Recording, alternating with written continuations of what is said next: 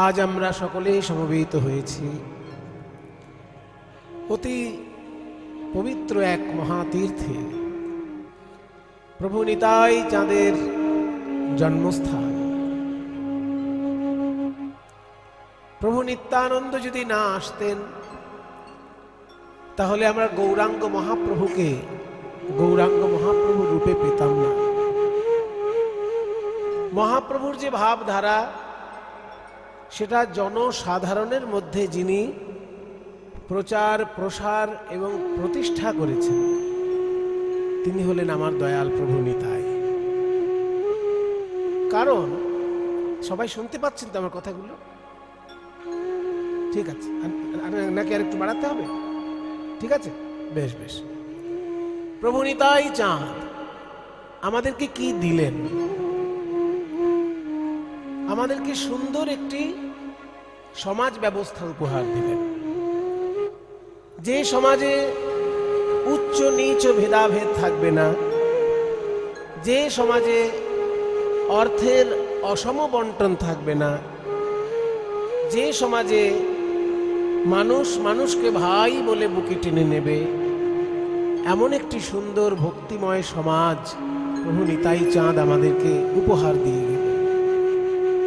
কিন্তু আমরা সেটা ধরে রাখতে পারছি কি পারছি না, সেটা পরে আলোচনার বিষয়। কিন্তু নিত্যানন্দ প্রভু আমাদের দিলেন কি, সেটা যদি আমরা বিচার করতে বসি তাহলে দেখব পদকর্তা বলছেন, বড় অবতার ভাই বড় অবতার, পতিতেরে বিলাউল প্রেমের ভান্ডার। এটা প্রথম উপকার, যে পতিত জনসাধারণকে প্রেমের ভান্ডার উজাড় করে দিলেন।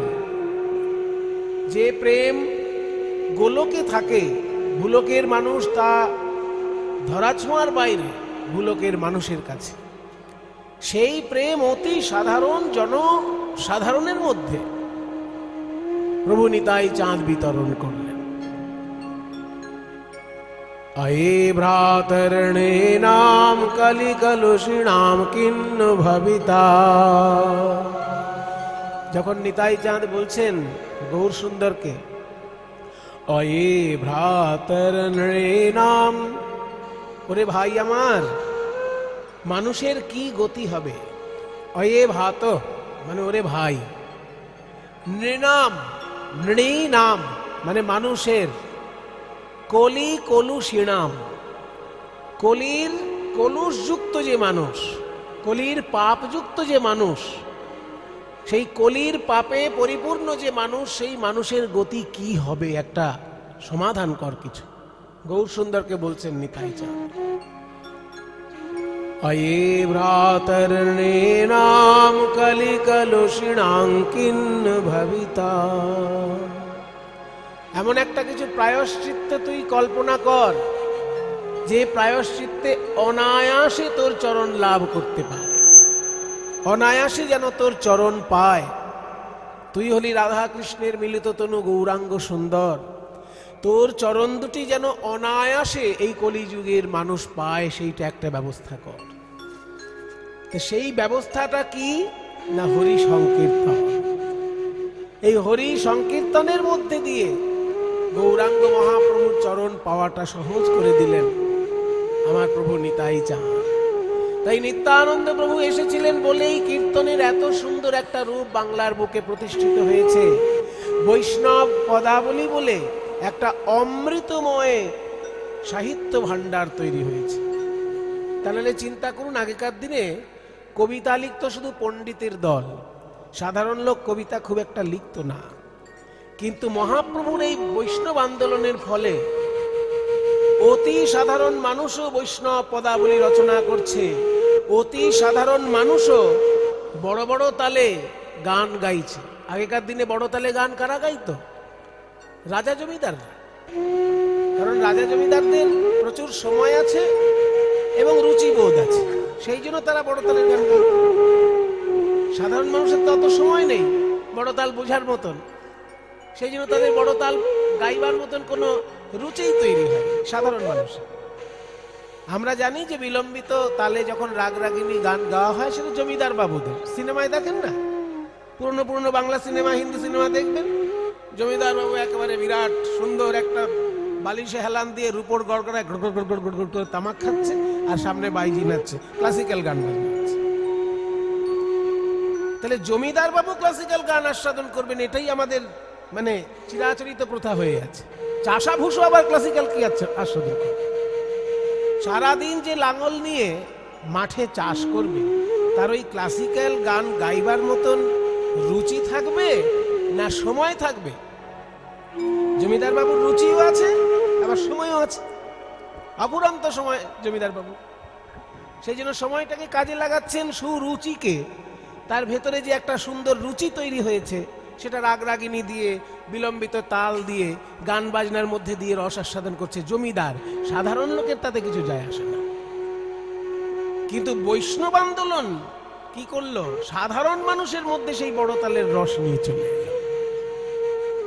যে বড় তাল জমিদার বাবুর আস্বাদন করার কথা, কারণ তার সময় আছে এবং রুচি আছে, দুটোই থাকতে হবে। পয়সার ক্ষমতা আছে, সময়ও আছে, রুচিও আছে, নে বিলম্বিত রাগরাগিনীর গান করবে। কিন্তু চাষা মানুষ সে কি রাগরাগিনীর গান করবে? সে তো ছোট ছোট তালে শুধু বাউল গান গাইবে। চাষা লোক যে, সে তো লোকসঙ্গীত গাইবে, সে ছোট ছোট তালে বাউল গান গাইবে, বিলম্বিত তালে তার সময়ও নেই আর রুচিও নেই। এই সময় এবং রুচি দুটোই থাকতো অভিজাত শ্রেণীর মধ্যে। ওই জন্য ক্লাসিক্যাল গান বাজনা অভিজাত শ্রেণীর গান বাজনা। কিন্তু কীর্তনে হয়ে গেল উল্টো ব্যাপার। সেই বিলম্বিত তালের গান, সেই রাগরাগিনীকে আশ্রয় করা গান বৈষ্ণব পদাবলীর মধ্যে রূপ পেল, এবং সেটা গাইছে কে? চাষা। সারাদিন চাষ করে আসার পরেও কিন্তু তার রুচি তৈরি হয়েছে যে না, আমি শাস্ত্রীয় সঙ্গীত গাইছি। রাগরাগিনীকে আশ্রয় করে বৈষ্ণব পদাবলী গাইছে। সেই জন্য বাংলার বুকে কীর্তন গানের মধ্যে বিলম্বিত তালের আবির্ভাব, যেটা জমিদার বাবুদের কুক্ষিগত ছিল। বড় বড় তালের এবং রাগরাগিনী দিয়ে গান বাজনা, এটা জমিদারি ব্যাপার। চাষা ভূষণ কোন সংস্পর্শেই আসার কথা নয় সেসব জিনিস। কিন্তু নিতাই গৌরের এই বৈষ্ণব আন্দোলন, প্রেমের আন্দোলন, সেই জমিদারি গান বাজনা একদম চাষা ভূষণ মধ্যে নিয়ে চলে এসেছে। একজন চাষা সারাদিন চাষ করছে, সন্ধ্যেবেলায় যখন ঠাকুরের মন্দিরে বসছে তিওর তালে গান গাইছে। বোঝো, তিওর তালে গান গাইছে চাষা। আমাদের যারা গুরু, তারা কেউ জমিদার না রাজা, তারা সবাই সাধারণ মানুষ। কি আমার যারা কীর্তন গুরু, কি দ্বিজেন দে মহাশয়, কি নীলমণি দাস, কি বৃন্দাবন বণিক, সবাই সাধারণ মানুষ, কেউ জমিদার নয়। তারা সাধারণ মানুষ, কিন্তু তাদের ভেতরে রুচিটা তৈরি হয়েছে বিলম্বিত গান বাজনার। কেন? বৈষ্ণব ভাব আন্দোলনের। বৈষ্ণব ভাব আন্দোলন এনে দিল সাধারণ চাষাভূষণ মধ্যে জমিদারি গান বাজনা, আর সাধারণ চাষাভূষণ মধ্যে এনে দিল সাহিত্য চর্চা। চাষা আবার সাহিত্য চর্চা করবে কি? চাষ করবি, খাবি দাবি, ঘুমোবে, খুব জোরে একটু মদ খেয়ে ঘুমবি, এই তো চাষা। কিন্তু সেই চাষার ভিতর থেকে মদটাকে বার করে দিল, মদটাকে মাইনাস করে দিল এই বৈষ্ণব আন্দোলন। চাষা ছেড়ে দিল মদ, চলে এলো সেইখানে বৈষ্ণব পদাবলী। মদের রস ছেড়ে দিয়ে চাষার হাতে চলে এলো কলম। কলমে সে লিখতে লাগলো যে নাচিতে না জানি তবু নাচিয়ে গৌরাঙ্গ বলি, গাহিতে না জানি তবু গাই। আমি ভাই নাচ হয়তো গুরু ধরে শিখিনি, কিন্তু তবু নাচ আমার করতে ইচ্ছে করছে। প্রভু গৌর সুন্দরের প্রেমে, নিতাই চাঁদের কৃপায় আমার ভিতরে নাচা আপনি ফুটে উঠছে। তার মানে কি? উন্নয়ন, আধ্যাত্মিক উন্নয়ন। চাষাভূষো তার নিজের যেটা ছিল যে সারাদিন চাষ করব, বাড়িতে এসে মদ খেয়ে শুয়ে পড়বো, বউয়ের সঙ্গে গালিগালাজ করবো, এই তো ছিল সাধারণ সমাজ। কিন্তু নিতাই গৌরের ভাব আন্দোলনে হলো কি? সেই চাষার হাত থেকে মদ সরে গেল। ওই জগাই মাধায় প্রতিদিন 80 হাঁড়ি মদ খেত, কিন্তু নিতাই চাঁদের কৃপায় তার হাত থেকে মদের হাঁড়ি সরে গেল। সেখানে চলে এলো জপের মালা। শুধু কি জগাই মাধায়, ওই রকম হাজার হাজার জগাই মাধায় উদ্ধার হয়েছে নিতাই চাঁদের কৃপায়, যারা মদ্যপান ছেড়ে দিয়ে অসৎ অভ্যাস ছেড়ে দিয়ে, বদভ্যাস ছেড়ে দিয়ে সৎ গুণ অর্জন করেছে, শুদ্ধ গান বাজনা অর্জন করেছে, রাগ রাগিনী বড় বড় তালের গান শিখে কীর্তন গানের মধ্যে জীবন কাটিয়ে দিয়েছে। তাহলে এই যে একটা উচ্চ স্তরের ভাবনা সাধারণ মানুষের মধ্যে নিয়ে নেমে এলো, এটা কে করলো? ওই নিতাই চাঁদ। নিতাই চাঁদের জন্য সাধারণ মানুষ পেল সাহিত্য রস, সাধারণ মানুষ পেল উচ্চাঙ্গ সঙ্গীত, সাধারণ মানুষ পেল বৈষ্ণব দর্শনের প্রেম তত্ত্ব। যে বৈষ্ণব দর্শন তত্ত্ব আলোচনা, সেটাও সাধারণ মানুষের বিষয় নয়, কিন্তু নিতাই গৌরের জন্য সাধারণ মানুষের মধ্যেই সেটার প্রচার ঘটেছে। আরো একটা বড় জিনিস, কি জিনিস জানেন? নারী শিক্ষা এবং নারীর অগ্রগতি। এইটাও প্রভু নিতাই চাঁদের অবদান। অন্যান্য সমাজে নারীদেরকে পিছিয়ে রাখা হতো, কিন্তু বৈষ্ণব সমাজে নারীকে সম্মান দিয়ে আগে এগিয়ে আনা হয়েছে। নিতাই চাঁদের অবর্তমানে নিতাই চাঁদের স্ত্রী জাহ্নবা মা ভক্তদেরকে দীক্ষা দিয়ে দিয়ে বৈষ্ণব আন্দোলনটা একভাবে উজ্জ্বল করে রেখেছিলেন, কমতে দেননি উজ্জ্বলতা। নিতাই চাঁদ সশরীরে থাকতে বৈষ্ণব আন্দোলন যেমন ছিল, নিতাই চাঁদ অশরীরে থাকতেও জাহ্নবা মা একইভাবে সেই বৈষ্ণব আন্দোলনকে ধরে রেখেছেন। তার মানে কি, নারী জাতীয় যে কোনো অংশে কম নয়, সেটা এই বৈষ্ণব ভাব আন্দোলনের দ্বারা সারা বাংলার ঘরে ঘরে পৌঁছে দিয়েছে। রবীন্দ্রনাথের পরিবার, তাদের মেয়েরা যখন পড়াশোনা শিখতো, কাদের কাছে শিখতো? ইংরেজদের কাছে শিখতো না, বৈষ্ণবিনীদের কাছে শিখতো, গোসাই মাদের কাছে শিখতো। গোসাই মারা তখন এত উচ্চ শিক্ষিত ছিলেন যে তারা রবীন্দ্রনাথের পরিবারে এসে মেয়েদেরকে শিক্ষা দান করতেন। তাহলে বৈষ্ণব মায়েরাও যে পড়াশোনায় অনেকটা এগিয়ে গিয়েছিলেন, তার জন্য এই নিতাই চাঁদের বৈষ্ণব ভাব আন্দোলনই দায়ী। তাই প্রেমের ঠাকুর নিতাই চাঁদ আমাদেরকে কি দিলেন? আমরা অসভ্য ছিলাম, আমাদেরকে সভ্য সঙ্গীত দান করলেন, আমাদেরকে সভ্য সাহিত্য দান করলেন, আমাদের অভদ্র থেকে ভদ্র সাহিত্য দান করলেন, এবং তাছাড়াও আমাদের মানুষ থেকে দেবতা হবার পথে এগিয়ে নিয়ে গেলেন। এক একজন বৈষ্ণব দেবতার মতন পবিত্র, দেবতার মতন পবিত্র তাদের জীবনচর্যা কি করে হলো?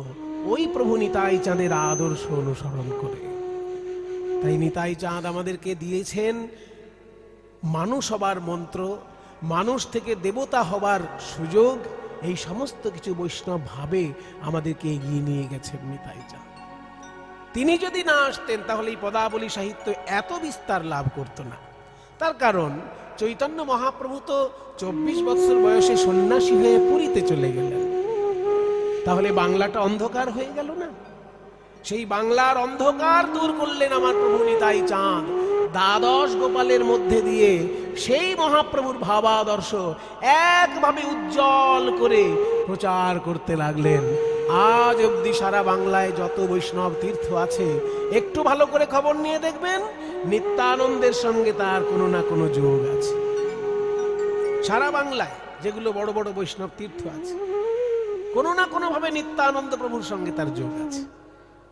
নিতাই চাঁদের জন্যই বিশুদ্ধ সংস্কৃতির প্রচার কেন্দ্র এক একটা বৈষ্ণব শ্রীপাঠ হয়ে রয়েছে। সেটাই আমাদের কাছে সব থেকে বড় গর্বের। আমরা বাঙালি বারবার অত্যাচারিত হয়েছি, কখনো মুঘলদের দ্বারা অত্যাচারিত হয়েছি, কখনো আরাকানের দস্যুদের দ্বারা অত্যাচারিত হয়েছি, কখনো মারাঠাদের দ্বারা অত্যাচারিত হয়েছি, শেষকালে আবার ইংরেজের দ্বারা অত্যাচারিত হল। অত্যাচারে জর্জরিত এই বাঙালি বেঁচে থাকার একমাত্র পথ ছিল এই বৈষ্ণব ভাব আন্দোলন। তাদের ভাবের দিক দিয়ে এতখানি তারা ভিতরে ভিতরে শক্তি অর্জন করেছিল যে বিধর্মী আর বিদেশিদের অত্যাচার আমাদেরকে অবদমিত করতে পারেনি।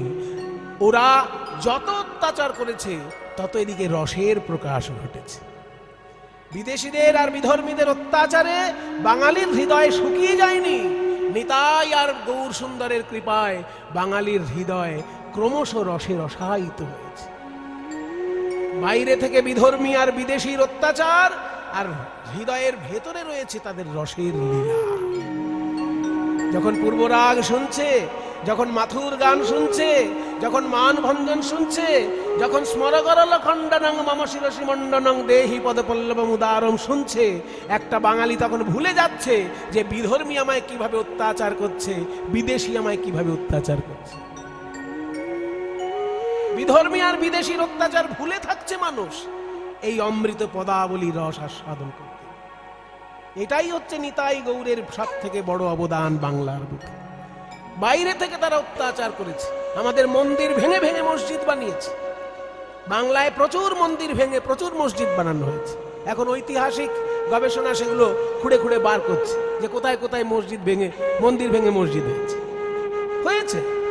কিন্তু সাধারণ মানুষ তার জন্য বিপথগামী হয়নি। সাধারণ মানুষ তার জন্য বিপথগামী হয়নি। ওই বিধর্মী আর বিদেশিরা যত অত্যাচার করেছে বাইরে করতে পেরেছে, তারা মন্দির ভাঙতে পেরেছে, কিন্তু বাঙালির হৃদয় ভাঙতে পারেনি। কারণ বাঙালির হৃদয়ে নিতাই গৌরের প্রেম আন্দোলন বিরাজ করেছে। তাই বাইরের অত্যাচার তারা মুখ বুজে সহ্য করেছে, ভিতরের রসে রসায়িত হয়ে। পূর্বরাগের পদ, মাথুরের পদ, অভিসারের পদ, এই পদাবলী সাহিত্য তাদেরকে বাঁচিয়ে রেখেছে। সংস্কৃতি জগতে আমরা ধন্য হয়ে আছি নিতাই গৌরের কৃপায়। আজকে আমি একটা পদ যে শুরু করেছি, এই পদটি হচ্ছে অতি অপূর্ব একটি বৈষ্ণব পদ। বলছে, দামিনী দাম ও দমন রুচি দর্শনে দূরে গিয়ে দরপকি দাপ। বিষ্ণুপ্রিয়া দেবীর সঙ্গে এক নদিয়ার নাগরীর ঝগড়া বেঁধে গেছে। কাঞ্চনা আর বিষ্ণুপ্রিয়ার মধ্যে ঝগড়া বেঁধে গেছে। বিষ্ণুপ্রিয়া বলছে, আমার গৌরাঙ্গের রূপের কোনো তুলনা হয় না। আর কাঞ্চনা বলছে, রাখ রাখ, কত রূপ এলো আর গেল, আর ওনার গৌরাঙ্গের নাকি রূপের তুলনা হয় না। আমরা নবদ্বীপে বাস করি। এই নবদ্বীপটা কিসের জন্য বিখ্যাত? সাধারণ লোক মনে করে নবদ্বীপ দইয়ের জন্য বিখ্যাত, নবদ্বীপে ভালো দই পাওয়া যায়। আরে বাবা, তা নয়। চৈতন্যদেবের যুগে নবদ্বীপটা বিখ্যাত ছিল পড়াশোনার জন্য। এখন যেমন পশ্চিমবঙ্গের লোক পড়াশোনা করার জন্য কলকাতায় ছুটে আসে, পূর্ববঙ্গের লোক পড়াশোনা করার জন্য ঢাকায় ছুটে আসে, তখনকার দিনে গোটা বাংলার লোক পড়াশোনা করার জন্য নবদ্বীপে ছুটে আসত। তাই নবদ্বীপে যেহেতু সকলে পড়াশোনা করার জন্য ছুটে আসতো, কত জমিদারের পুত্র আসতো, কত রাজপুত্র আসতো। তাই কাঞ্চনা বলছে, তোর গৌরাঙ্গ তো ওই জগন্নাথ মিশ্রের পুত্র, আর আমরা কত রাজপুত্র দেখেছি, কত জমিদার পুত্র দেখেছি, বলে গৌরাঙ্গের রূপের সঙ্গে নাকি তুলনা হয় না। বলে, শোন, আমার গৌরাঙ্গের সঙ্গে কারোর তুলনা হয় না। কেন জানিস? তুই একটা তুলনা বল, আমি সঙ্গে সঙ্গে উত্তর দেব কেন হয় না। দেখুন মায়েরা, ঝগড়া কিন্তু কখনো কখনো খুব বড় শিক্ষাদায়ক হয়। আপনি যদি পাড়ার ওই মানে শাশুড়ি আর বৌমার ঝগড়া শোনেন, সেই ঝগড়ায় আপনার কোনো উপকার হবে না। মনে করুন শাশুড়ি আর বৌমার মধ্যে ঝগড়া বেঁধে গেছে, কিংবা ননদ আর বৌদির মধ্যে ঝগড়া বেঁধে গেছে, ওই ঝগড়ায় কোনো কল্যাণ নেই। কিন্তু মনে করুন হাইকোর্টে দুটো উকিলের মধ্যে ঝগড়া হচ্ছে, একজন উকিল আর একজন উকিলকে পরাস্ত করার জন্য কত আইন খুঁড়ে খুঁড়ে বার করছে, সেইগুলো শুনতে ভালো লাগে কি না? মনে করুন দুটো কবি গায়কের মধ্যে যদি ঝগড়া হয়, একজন কালীর পক্ষে বলছে আর একজন কৃষ্ণের পক্ষে বলছে। যে কৃষ্ণ ভক্ত সে কালী সম্পর্কে খুব একটা খোঁজ খবর রাখতে চায় না, আবার যে কালী ভক্ত সে কৃষ্ণ সম্পর্কে খুব একটা উৎসাহিত নয়।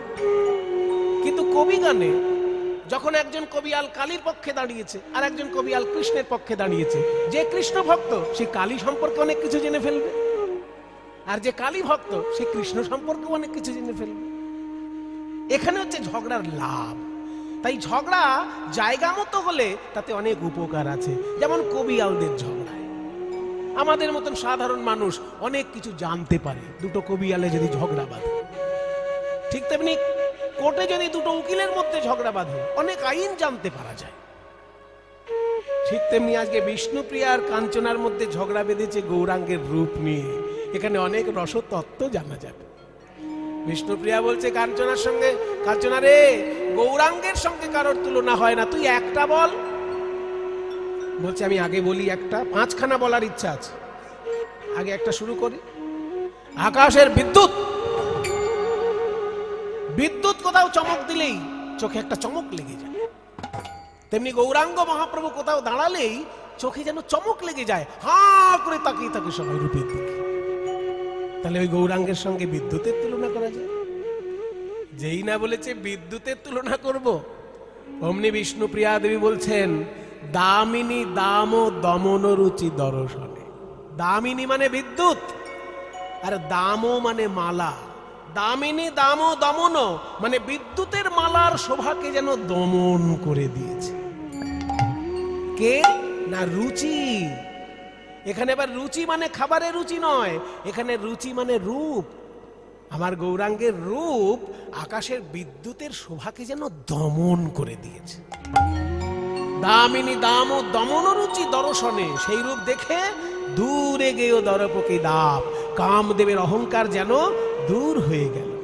তাই বলি তুলনা মেলে না, তুলনা মেলে না, ভুবন মোহন গোরা রূপের তুলনা মেলে না, ভুবন মোহন গোরা রূপের তুলনা মেলে না, ওই ভুবন মোহন গোরা রূপের তুলনা মেলে না, ভুবন মোহন গোরা রূপের তুলনা মেলে না। ভুবন মোহন গোরা রূপের তুলনা মেলে না। বিদ্যুতের সঙ্গে কেন তুলনা করবি? ওরে যেখানেই বিদ্যুৎ চমকায় সেখানেই বজ্রাঘাত।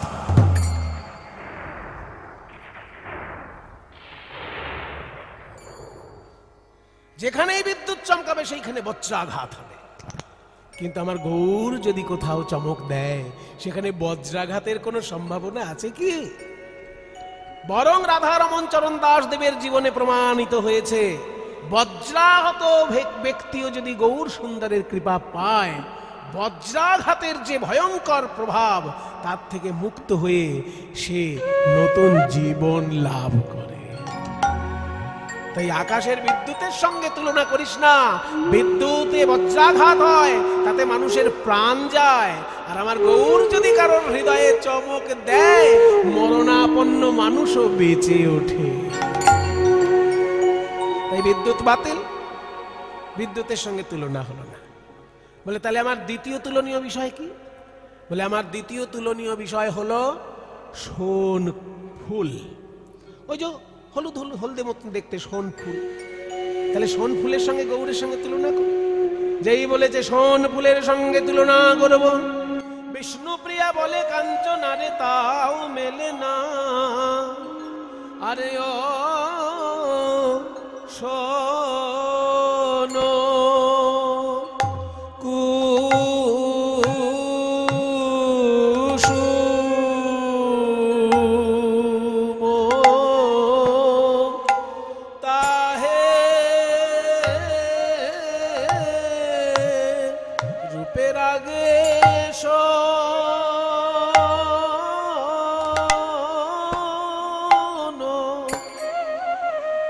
আমার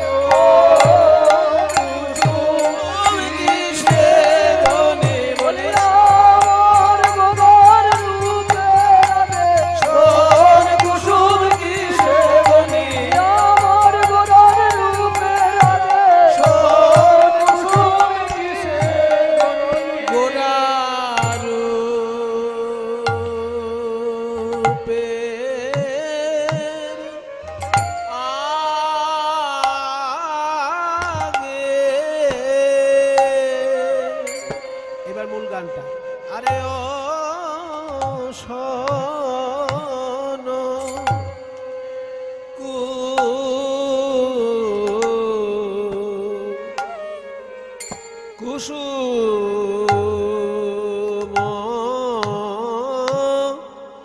তাহে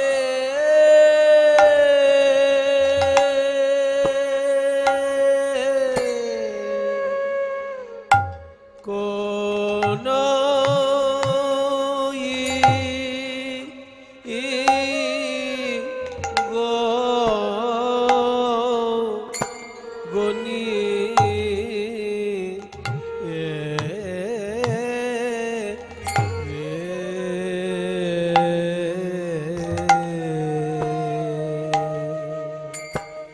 শোন কুসুম তাহে কোনই গনিয়ে রে, মানে শোন ফুল কে আর তুলনা করতে যাবে? মানে এমন বোকা কে আছে যে গৌরাঙ্গের সঙ্গে শোন ফুলের তুলনা করবে? কোন বোকা লোক যদি থাকে সে করবে, বুদ্ধিমান লোক করবে না। কেন না? শোন ফুল দেখতে সুন্দর, কিন্তু গৌরাঙ্গের সঙ্গে কি তুলনা হয়? ওরে শোন, ভালো ভালো ফুলের আবার ভালো ভালো দোষও থাকে। যেমন ধরো আমাদের ভারতবর্ষের জাতীয় ফুল কি? ভারতের জাতীয় ফুল কি গো? ছোটবেলায় পড়েছেন তো, পদ্ম ফুল। কিন্তু পদ্ম ফুল তুলতে গেলে কি হবে? হাতে কাঁটা ফুটবে। ওই জন্য কবিতায় বলে না, কাঁটা হেরি ক্ষান্ত কেন কমল তুলিতে, দুঃখ বিনা সুখ লাভ হয় কি মহিতে। তাহলে পদ্ম ফুল এত সুন্দর ফুল, আমাদের ভারতের জাতীয় ফুল, অথচ তুলতে গেলে হাতে কাঁটা ফুটবে। গোলাপ ফুল কত সুন্দর ফুল, গোলাপ ফুল, কিন্তু তুলতে গেলে হাতে কাঁটা ফুটবে। অনেকে বলতে পারেন, মশাই আপনি এমন ফুলগুলো বেছে বেছে বার করছেন যাদের কাঁটা আছে। এমন তো অনেক ফুল আছে যেগুলো কাঁটা নেই, সেটা তো বলুন। হ্যাঁ ভাই, সেটাও বলছে। কাঁটা নেই এমন ফুলও আছে। শুকতে গিয়ে দেখবে কি হয়, শুকতে যাবে দেখবে ফুলের ভেতর থেকে পোকা বেরিয়ে এসে নাকে কামড়াচ্ছে। তাহলে ফুলে কাঁটা থাকতে পারে বা পোকা থাকতে পারে, কিন্তু আমার গৌরাঙ্গের মধ্যে কোনো কাঁটা বা কোনো পোকা আছে কি? কি করে তুলনা করবি? বরং আমি বলতে পারি, কারণ মন ফুলের মধ্যে যদি কাঁটা বা পোকা থাকে, গৌর চরণে শরণ নিলে মন ফুল থেকে কাঁটা পোকা দূর হয়ে যায়। এই মনটাই তো আসল ফুল। যারা ঠাকুর মশাই পুজো করেন তাদেরকে জিজ্ঞেস করবেন, ঠাকুর মশাই পুজো করতে গেলে কমসে কম কয়টি জিনিস লাগে? ঠাকুর মশাই আপনাকে বুঝিয়ে বলবে যে শোনো, পুজো করতে গেলে কমসে কম মিনিমাম 5টা জিনিস লাগবে। গন্ধ, পুষ্প, ধূপ, দীপ, নৈবেদ্য। গন্ধ মানে চন্দন, পুষ্প মানে ফুল, ধূপ মানে ধূপকাঠি, দীপ মানে প্রদীপ, আর নৈবেদ্য মানে প্রসাদ। এই 5টা জিনিস মিনিমাম লাগে পুজোতে। কিন্তু মনে করুন আপনার বাড়িতে কিছুই জোগাড় নেই, শুধু একটা ফুল থাকলেও পুজো হয়ে যেতে পারে। কেন না? ফুলের মধ্যে মধু আছে, ওটাই প্রসাদ। আর ফুল নিজেই পুষ্প, আর ফুলে যেহেতু গন্ধ আছে, তাহলে একটু গন্ধের কাজও হয়ে গেল। তাহলে গন্ধ, পুষ্প আর নৈবেদ্য 3টে ফুলের মধ্যেই পাওয়া যাচ্ছে। কিন্তু মনে করুন 3 দিন ধরে ট্রেনে যাচ্ছেন কোথাও, হাতে ফুল নেই, হঠাৎ পুজো করার ইচ্ছা হলো ঠাকুরকে, তখন কি করবেন? তখন শাস্ত্র বলছে, হাতের কাছে যদি ফুল না থাকে তাহলে চিত্তং প্রকল্পয়েত পুষ্পম প্রাণাহ ধূপং প্রকল্পয়েত। তোমার চিত্তটাকে ফুল মনে করবে, প্রাণটাকে ধূপকাঠি মনে করবে। চিত্তটাই তখন ফুল। যদি ফুল না থাকে হাতের কাছে, নিজের চিত্তটাকে ফুল মনে করে তোমার আরাধ্য দেবতার চরণ চিন্তা করবে, তাহলেই পুজো হয়ে যাবে। তাহলে চিত্তটা যদি ফুল হয়, এই চিত্ত ফুলের মধ্যে কাঁটা পোকা আছে কি? আছে ভাই, একদম কিলবিল করছে। এই মন রূপী ফুলের মধ্যে 5খানা কাঁটা আছে আর 6টি পোকা আছে। 5টি কাঁটা কি কি? জাতি বিদ্যা মহত্তঞ্চ রূপ যৌবনমেব চ যত্নেন পরিবর্জয়েৎ ভক্তেস্তু পঞ্চকণ্টকাঃ। 5 রকমের অহংকার হলো 5টি কাঁটা।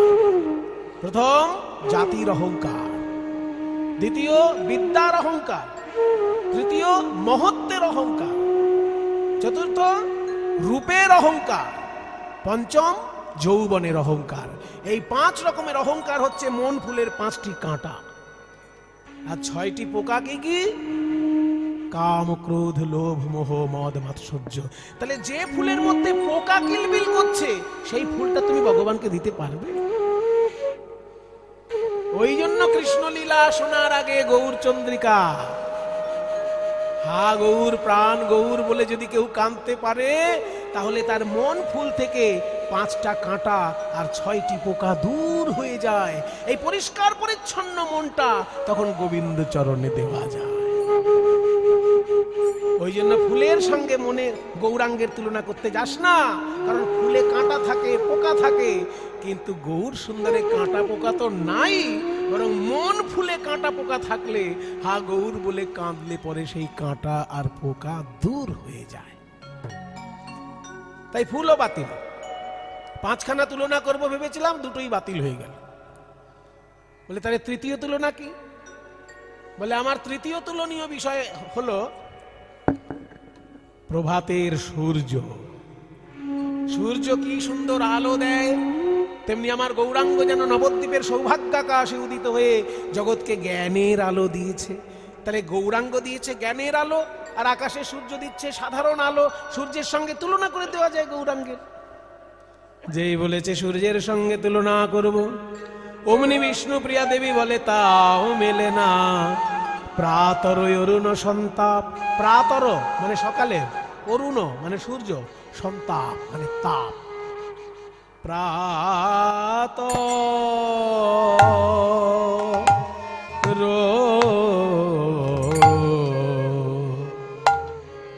প্রাতর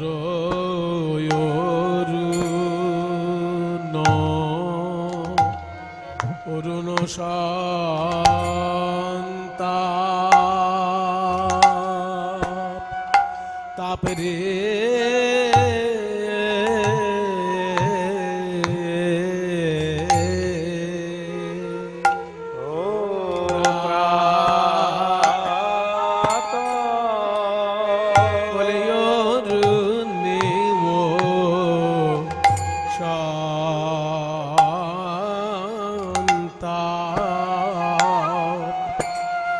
তাপরে আছে রে হরি বল। এই যে কোটি চন্দ্র সুশীতল অরুণেও তাপ, তাপ আছে রে যে কোটি চন্দ্র সুশীতল বলে আমার গোরার চরণ কমল। কোটি চন্দ্র সুশীতল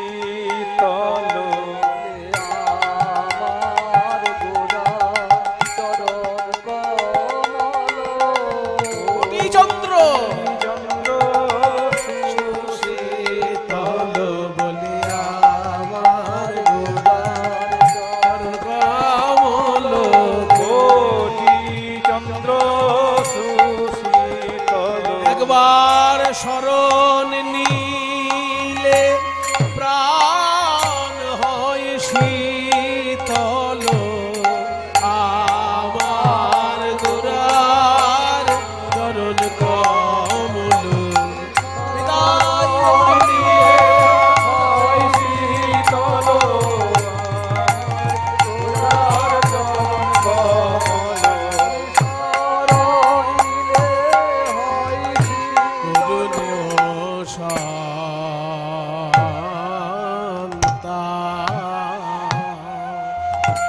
তাপ আছে রে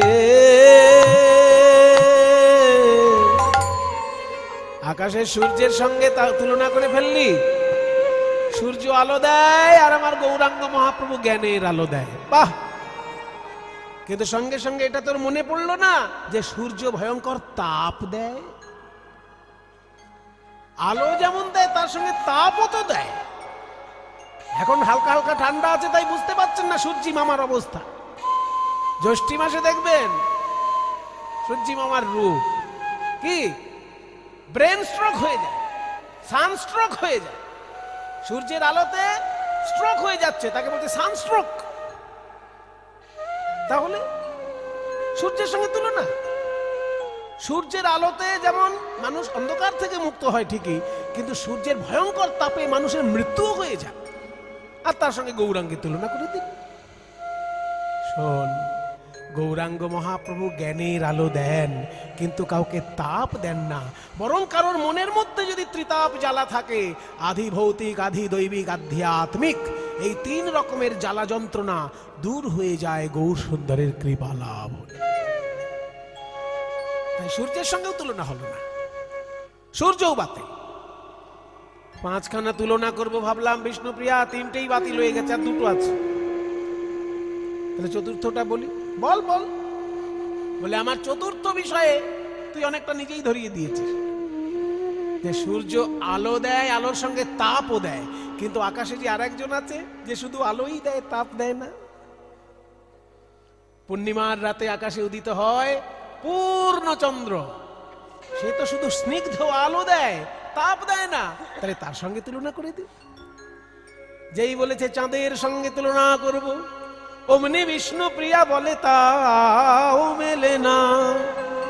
ওগো আমার গোরা রূপের, গোরা রূপের গৌরাঙ্গ রূপে যাও বলি হারি সজনী রে। গোরা রূপের গৌরাঙ্গ রূপে যাই বলি হারি সজনী রে। গোরা রূপের বলিহারি যাই রে, গোরা রূপের বলিহারি যাই রে, গোরা রূপের বলিহারি যাই। বর্ণনা হয় না বলিহারি যাই রে, বর্ণনা হয় না বলিহারি যাই রে, বর্ণনা হয় না বলিহারি যাই রে, বর্ণনা হয় না। আমার গোরা রূপের বর্ণনা হয় না, গোরা রূপের বর্ণনা হয় না। তেরে ঘরে লাগ, তেরে ঘরে লাগ, তেরে ঘরে হয় না। গোরা রূপের বর্ণনা হয় না, গোরা রূপের বর্ণনা হয় না, গোরা রূপের বর্ণনা হয় না, গোরা রূপের বর্ণনা হয় না, গোরা রূপের বর্ণনা হয় না, গোরা রূপের বর্ণনা হয় না, গোরা রূপের বর্ণনা হয় না, গোরা রূপের বর্ণনা হয় না বলিহারি যাই রে, গোরা রূপের, গোরা রূপের গৌরাঙ্গ রূপে যাও বলি হারি।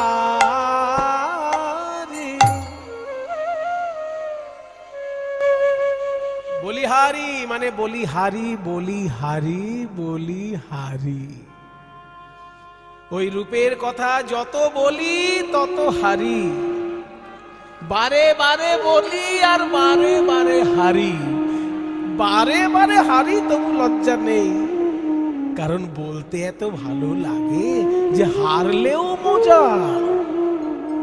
ওই যে ক্রিকেট খেলতে যারা যায় না, যারা জেতে তারা টাকা পায়, আবার যারা হারে তারাও টাকা পায়।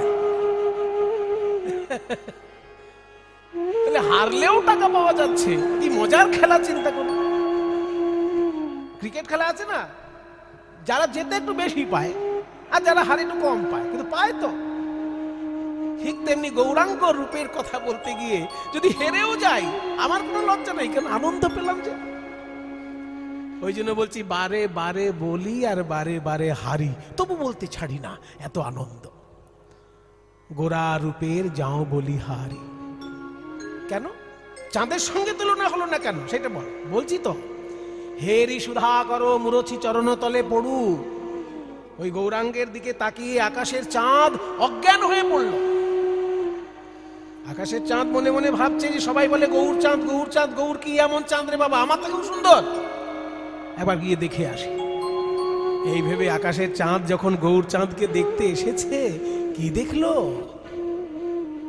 আকাশের চাঁদ দেখছে যে আমার থেকে সুন্দর কি, আমি তো কলঙ্কিত চাঁদ, আর গৌরাঙ্গ তো নিষ্কলঙ্ক চাঁদ। নিষ্কলঙ্ক পূর্ণ চাঁদ উদয় নদিয়াপুরে, দূর করে মনেরও আধার। আমি মানুষের বাইরের অন্ধকার দূর করতে পারি, কিন্তু মানুষের মনের অন্ধকার তো দূর করতে পারি না। কিন্তু আমার গৌর চাঁদ এমন চাঁদ, মানুষের মনের অজ্ঞান অন্ধকার দূর করে দেয়। কাজেই তার সঙ্গে তো আমার তুলনা হবে না, তাই আমি আত্মহত্যা করতে চাই। এই ভেবে আকাশের চাঁদ লাফ দিয়ে পড়ল পৃথিবীতে, পড়ে 10টা টুকরো হয়ে গেল। আর 10টা টুকরো হয়ে গিয়ে গৌরাঙ্গের চরণে 10টি নখ হয়ে গেল। যদিও গোটা ব্যাপারটা কল্পনা, কিন্তু সাহিত্যে এইরকম কল্পনারও স্থান আছে। সাহিত্যের ভাষায় একে কি বলে জানেন? অনুমান অলংকার। কোন অনুমান যদি সাহিত্যটাকে অলংকৃত করে, তাহলে সেটাও একটা অলংকার হয়ে যায়। তার নাম অনুমান অলংকার। ইংরেজিতে এর নাম ইনফারেন্স। সেটাও একটা অলংকার, মানে অনুমান করাটাও অলংকার একটা। যে কবি যেন অনুমান করছেন যে আকাশের চাঁদের সঙ্গে গৌরাঙ্গের তুলনা হলো না বলে চাঁদ মনের দুঃখে পৃথিবীতে পড়ল, আর 10টা টুকরো হয়ে গিয়ে গৌরাঙ্গের চরণের যেন 10টি নখ হয়ে গেল। হেরি সুধা করো, হেরি সুধা করো মুরছি চরণ তলে, হেরি সুধা করো মুরছি চরণ তলে পড়ু। চরণ তলে পড়ু 10 নখর ধরি, আমরি রে 10 নখর ধরি, আমরি রে পড়ু 10। আকাশের চাঁদ আছাড় খেয়ে ভূমিতে পড়ে 10 নখ রূপে গৌরাঙ্গের চরণে বিরাজ করে। আর কেঁদে কেঁদে বলে, হে গৌর হরি, যেন চরণ ছাড়া করোনা, করোনা হে পড়ু 10 চরণ ছাড়া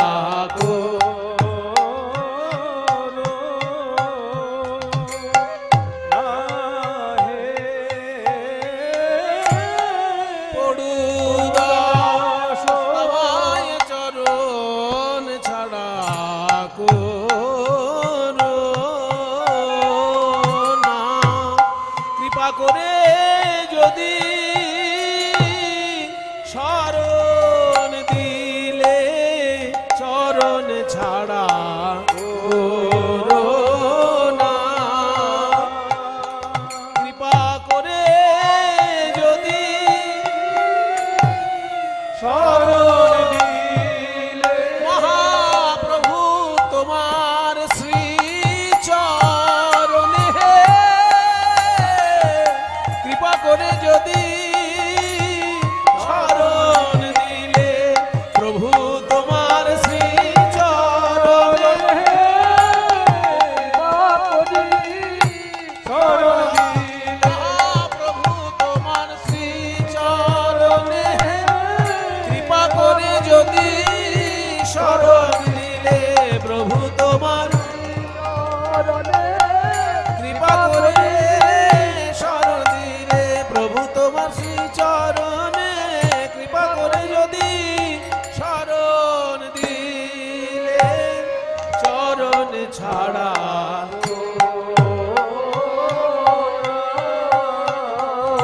চরণ ছাড়া করো না হে পড়ু 10 নখর ধরি। কয়টি তুলনা বাতিল হলো এই অবধি? দেখি কেমন কীর্তন শুনছেন। মাঝে মাঝে একটু পরীক্ষা নেওয়া দরকার না, তা নাহলে ছাত্র কতদূর পড়ছে বোঝা যায় না। কয়টি তুলনা হলো? ও বাবা, ভালো ছাত্র সবাই, সবাই মনে রেখেছে 4টি তুলনা এই পর্যন্ত হয়েছে এবং 4টি বাতিল হয়ে গেছে। তাহলে আর একখানা বাকি আছে, সবে ধন নীলমণি। নে, বলে ফেল বলে ফেল, আমার সময়ের অনেক দাম আছে, তাড়াতাড়ি কর। বলছি রে বাবা বিষ্ণুপ্রিয়া, আমার মনটা দুঃখ, 4খানা তুলনা করলাম, একটাও মিলল না। আর এটা যদি না মেলে তাহলে তো তোর কাছে মুখই দেখাতে পারবো না। তবু বলছি শোন, পঞ্চম এবং শেষ তুলনার বিষয়বস্তু হলো একটি দামি ধাতু সবাই ভালোবাসে। কেউ আংটি করে পরে থাকে, কেউ বালা করে পরে থাকে, কেউ হার করে পরে থাকে, কি অথচ গৌরাঙ্গের গায়ের রঙের সঙ্গে মিলে যায় সোনা। তাহলে সোনার সঙ্গে তুলনা করি। যেই বলেছে সোনার সঙ্গে তুলনা করব, বিষ্ণুপ্রিয়া হেসে উঠলেন, তাও মিলবে না। কেন কেন? ওরে সোনা যে কঠিন, আর আমার গৌরাঙ্গ যে কোমল। সোনা পরলে অনেক সময় শরীরে ক্ষতি হয়। এই যে কানের দুল আপনারা পরেন, বেশি ভারী কানের দুল হলে কি হবে? কানের পাতাটা কেটে যায় না ভারী ভারী কানের দুল হলে? তাহলে সোনার জন্য অনেক সময় কানের পাতা কেটে যায়, তবুও লোকে সোনা পরে।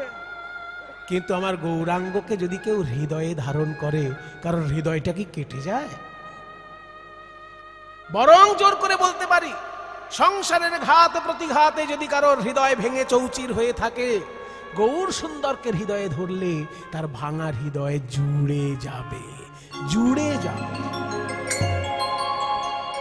তাই সোনার সঙ্গে তুলনা করিস না। সুবরণ বরণ সুবরণ হেরি নিজ কুবরণ সুবরণ হেরি নিজ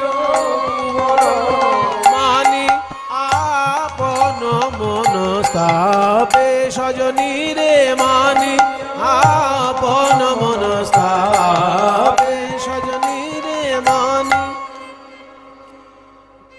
সুবর্ণ বর্ণ, সুবর্ণ মানে সোনা আর বর্ণ মানে রং। সোনা একবার নিজের গায়ের রং দেখছে আর একবার মহাপ্রভুর গায়ের রং দেখছে। সুবর্ণ মানে ভালো রং, সেই জন্য তো আমার নাম সুবর্ণ। সুবর্ণ মানে সোনা, ভালো রং বলেই তো তার নাম সুবর্ণ। কিন্তু গৌরাঙ্গের দিকে তাকিয়ে দেখলাম যে আমি তো সুবর্ণ নই, আসল সুবর্ণ তো গৌরহরি, আর গৌরাঙ্গের তুলনায় আমি তো কুবর্ণ। তাই সুবর্ণ বরণ হেরি নিজ কুবরণ, মানে গৌরাঙ্গের তুলনায় সোনার বর্ণটা আর সুবর্ণ রইল না, কুবর্ণ হয়ে গেল। তাই বলছে সুবর্ণ বরণ হেরি নিজ কুবরণ, মানি আপন মনস্তাপে। নিজের মনে মনেই দুঃখ পাচ্ছে সোনা, গৌরাঙ্গের দিকে না দেখলেই ভালো হতো। মনের দুঃখে কি করলো? নিজ তনু জারি ভসম সমগণইতে, নিজের দেহটাকে পুড়িয়ে ছাই করবে বলে বৈঠল প্রবেশ করলো অনল সন্তাপে। আগুনের তাপে প্রবেশ করলো সোনা। সাধারণ লোকে দেখে স্যাঁকড়া সোনা পুড়াচ্ছে, কিন্তু পদকর্তা রসিকতা করে বলছে না না, সোনাই স্যাঁকড়াকে অনুরোধ করেছে যে আমার সঙ্গে তো গৌরাঙ্গের তুলনা হলো না, দয়া করে আপনি আমাকে পুড়িয়ে ছাই করে দিন। নিজ তনু জারি ভসম সম গণইতে, নিজ তনু জারি ভসম সম গণইতে, গণইতে গণইতে মাপা ধাপা মাগা। হ্যাঁ, নিজতনু জারি মানে নিজের দেহটাকে পুড়িয়ে, জারি মানে পুড়িয়ে, এখানে অন্তস্থ জয়াকার রয় হস্যি নয়, বর্গের জয়াকার রয় হস্যি। জারি মানে জারণ ঘটিয়ে। নিজতনু জারি ভসম সম গণইতে, নিজতনু জারি ভসম সম গণইতে কৈঠল অনল সন্তাপে, আহা মরি রে কৈঠল অনল সন্তাপে।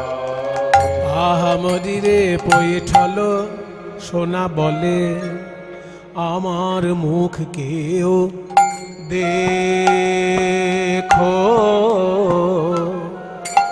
আমার মুখ কেউ দেখো না গো কৈঠল, আমার মুখ কেউ দেখো। ও গো আমার মুখ কেউ দেখো না কেন জানো গোরা রূপের সনে আমার তুলনা হয় না, আমার মুখ কেউ দেখো না।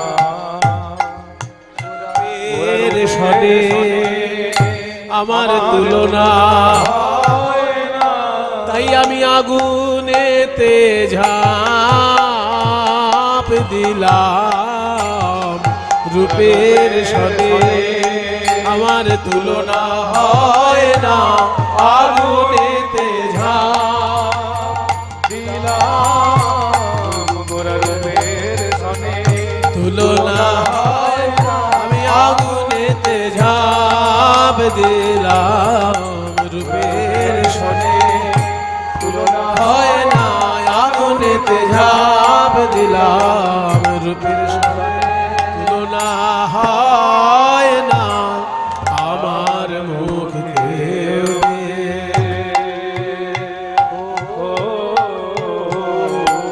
কেউ দেখো না গো কৈঠল অনল সন্তাপ। তাহলে কি হলো? পাঁচটা তুলনা, পাঁচটাই বাতিল, কোনটাই মিলল না। কাঞ্চনা বলছে দেখ বিষ্ণুপ্রিয়া, পাঁচখানা তুলনা যখন মেলেনি, 500 তুলনা টেনে আনলেও মিলবে না। কিন্তু আমাকে আজকে বলতে হবে কেন গৌরাঙ্গ রূপের সঙ্গে কোনো কিছুর তুলনা হচ্ছে না।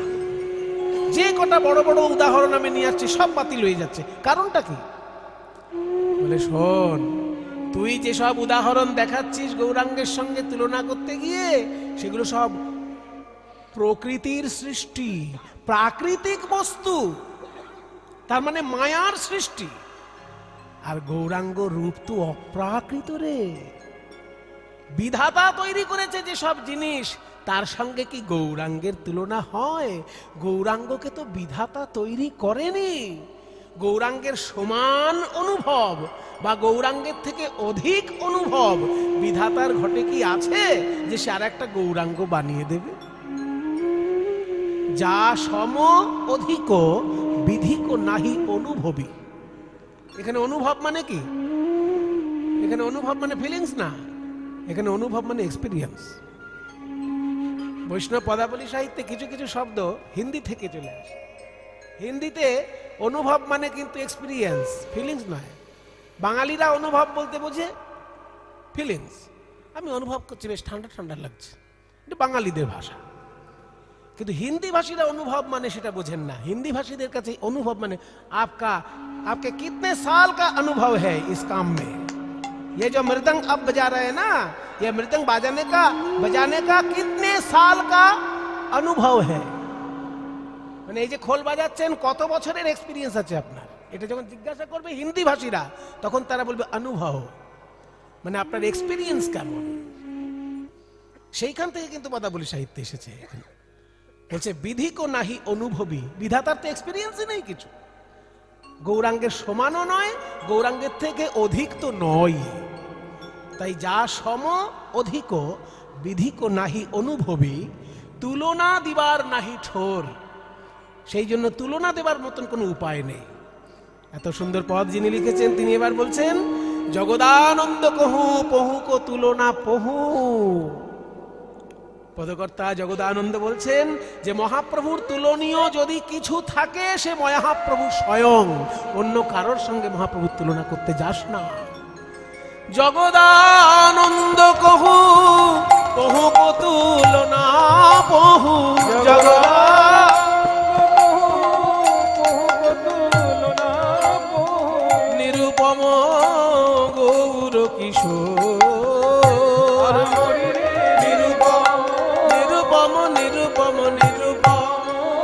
নিরুপম নিরুপম নিরুপম গৌর কিশোর আহামরি রে নিরুপম নানা ভুবনে তুলনা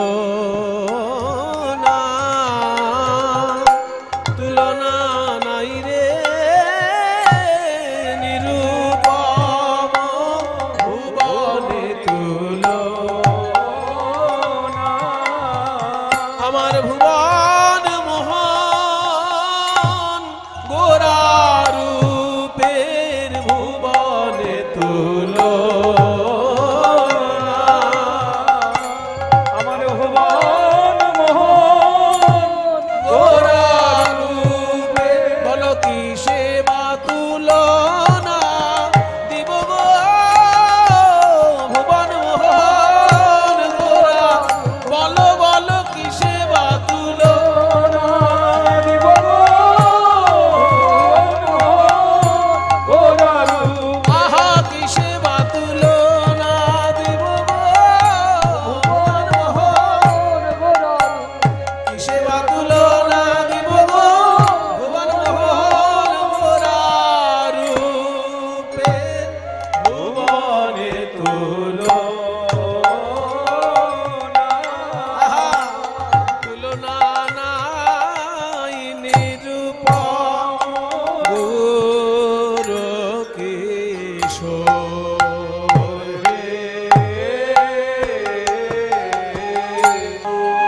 বন্দে নন্দ ব্রজ স্ত্রীণাং পাদরেণুমভিক্ষণাস জয় নিতাই। প্রভু নিতাই চাঁদের সব থেকে প্রিয় গ্রন্থ হলো শ্রীমদ্ ভাগবত। এটা আপনাদের সবার জানা, তবুও বলছি। প্রভু নিতাই জানেন শ্রীমদ্ ভাগবত সবসময় সঙ্গে নিয়ে বেড়াতেন। তখনকার দিনে তো বই হিসেবে ছিল না, পুঁথি হিসেবে থাকত। পুঁথি, তালপাতার পুঁথি শ্রীমদ্ ভাগবত সবসময় সঙ্গে নিয়ে বেড়াতেন। নিতাই চাঁদ যেখানে যেতেন সঙ্গে থাকতো শ্রীমদ্ ভাগবত। শেষকালে কাকে দিয়ে গিয়েছিলেন এটা? বৃন্দাবন দাস ঠাকুরকে দিয়ে গিয়েছিলেন। প্রভু নিত্যানন্দের প্রিয় শিষ্য বৃন্দাবন দাস, তাকে নিতাই চাঁদ এই ভাগবতটি দিয়ে গিয়েছিলেন।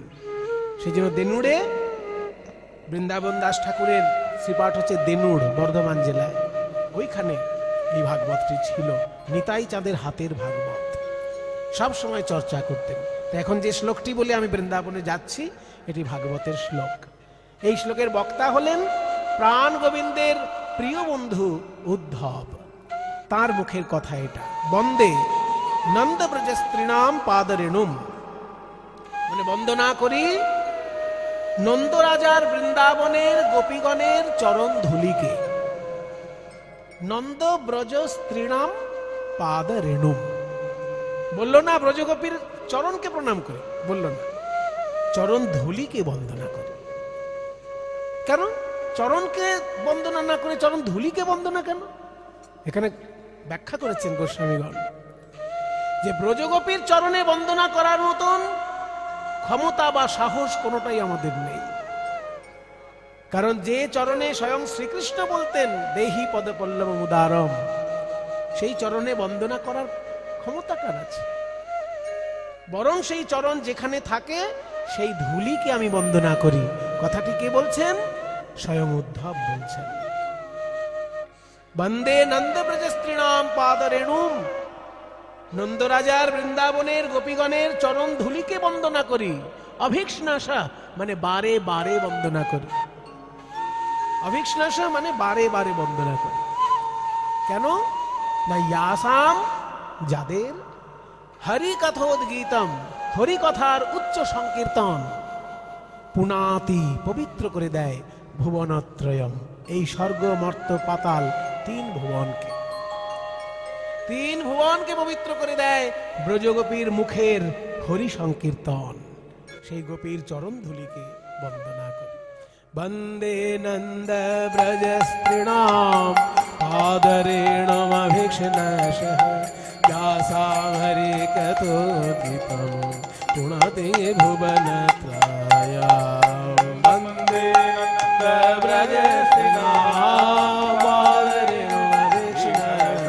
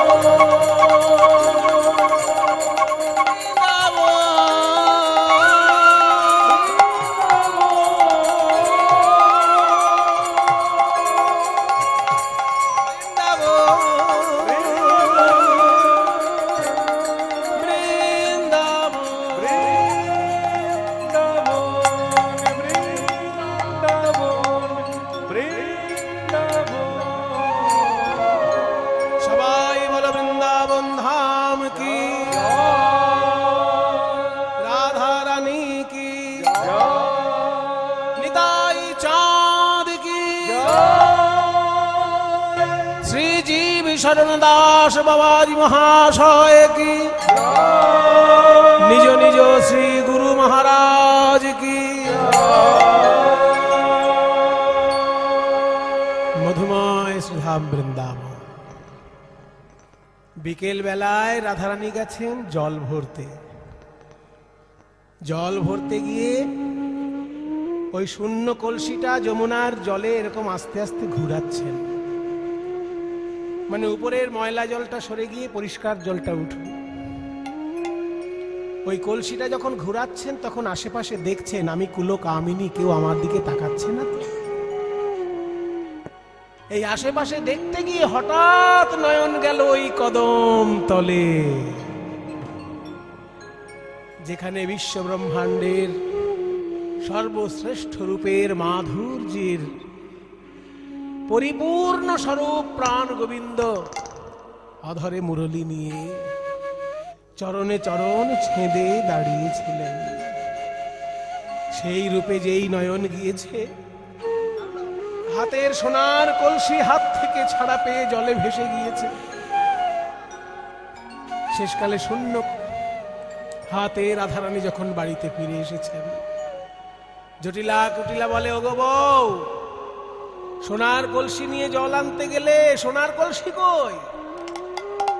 মরণ দশা, হ্যাঁ, অলক্ষী বউ কোথাকার, সোনার কলসি হারিয়েছে, সোনা হারানো অলক্ষী জানো না? অলক্ষী। ললিতা বিশাখা বলে, দেখুন মা, আমাদের রাধারানী রাজার মেয়ে তো এইরকম ভাষায় কখনো ভৎসনা শোনেনি, তাই আমাদের কাছে রাধারানীকে দিয়ে দিন, আমরা ওকে জিজ্ঞাসা করি কোথায় কলসি হারিয়ে ফেলেছে। যদি খুঁজে না পাওয়া যায় আমি ওর বাবাকে বলে সোনার কলসি আবার আনিয়ে দেব। হ্যাঁ হ্যাঁ, নিয়ে যাও, ওই অলক্ষণীকে আমাদের চোখের সামনে থেকে নিয়ে যাও। এইবার রাধারানীকে ঘিরে সখীগণ বলছে, নগরাধে, তুই হলি বুদ্ধিমতী সুচতুরা রাজনন্দিনী, সোনার কলসি হারিয়ে ফেলবি এমন মেয়ে তো তুই নয়। তবে যমুনার জলে কি এমন ঘটলো যে তোর হাত থেকে সোনার কলসি ছুটে গেল? বল বল রাধে, যমুনায় কি ঘটেছে?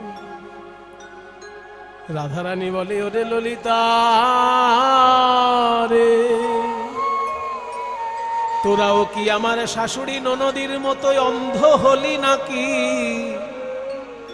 তোরাই আমার নয়ন পানে নয়ন দিয়ে দেখ, যদিও আমি যমুনার জলে একটি সোনার কলসি হারাইয়ে এসেছি, কিন্তু আমি দুটি নয়ন কুম্ভ ভরে এনেছি। দুটি নয়ন কুম্ভ ভরে, নয়ন কুম্ভ ভরে এনেছি, নয়ন কুম্ভ ভরে ওই যমুনায় জল আনতে গিয়ে যদি সোনার কলসি আনতাম, যমুনার জল আনতাম, কিন্তু আমি যমুনার জল আনতে পারি নাই বটে, দুই নয়ন ভরে আমি কি এনেছি জানিস? গোবিন্দের রূপ সাগরে ডুবাইয়ে দুটি নয়ন কুম্ভ ভরে এনেছি। রূপ সাগরে ডুবাইয়ে নয়ন কুম্ভ ভরে যমুনা যাইয়া শ্যামেরে দেখিয়া ঘরে আইল বিনোদিনী, বিরলে বসিয়া কাঁদিয়া কাঁদিয়া ধেয়ায় শ্যাম রূপখানি। হেন কালে তথায় আইলা ললিতা রাই দেখিবার তরে, বলে কি লাগিয়া ধনী এমন হইলে, তোমার কেন বা নয়ন ঝুরে? তাহলে তুই রূপের অমৃত ভরে এনেছিস দুটি নয়নে। ওই জটিলা কুটিলার এসব বুঝার দরকার নেই, তুই আমাদেরকে বল রাই কেমন সেই রূপের অমৃত আমাদেরকে আস্বাদন করা। রাধারানী বলছে তোরা আমার কাছে আয়, অনুরাগ মাখা নয়ন দিয়ে আমার নয়নে নয়ন দিয়ে তোরা একবার প্রাণ ভরে দেখ। ও পদটা আগে, পদের পংক্তিটা আগে বাংলায় বলে দিই, তারপর গানটা গাই, তাহলে আপনাদের গানটা বুঝতে সুবিধা হবে। ও মুখমণ্ডল জিতি শারদ সুধা করো, ও মুখমণ্ডল। রাধারানী বলছেন ও মুখমণ্ডল, ওই তো এখনো দেখছি, এই তো দেখছি। ও মুখমণ্ডল জিতি, জিতি মানে জয় করেছে। শারদ সুধা করো, শরৎকালের চাঁদকে যেন জয় করেছে, এত মিষ্টি মুখ। তনু রুচি তরুণ তমাল, তনু মানে অঙ্গ, রুচি মানে শোভা। আমার প্রাণ গোবিন্দের অঙ্গ শোভাটি কেমন? তরুণ তমাল গাছের মতো তার অঙ্গ শোভা। অমুখ মণ্ডল জিতি শারদ সুধা করো, তনুরুচি তরুণ তমাল। প্রথম অংশে ধরাতাল, দ্বিতীয় অংশে কাটা দশকোশী তাল। অমুখ মণ্ডল জিতি শারদ সুধা করো, এই অংশটুকু ধরাতাল। ধরাতাল মানে ত্রিতালের মতন 16 মাত্রার তাল, তবে ত্রিতালে যেমন 3টে তাল আর একটা ফাঁক হয়, এখানে কোনো ফাঁক নেই, 4টেই তাল। ত্রিতালের মতন 16 মাত্রার বিভাগ, কিন্তু 4টেই তাল, একে বলে ধরাতাল। 4 আবর্তনে মূল গানটা সম্পূর্ণ। ও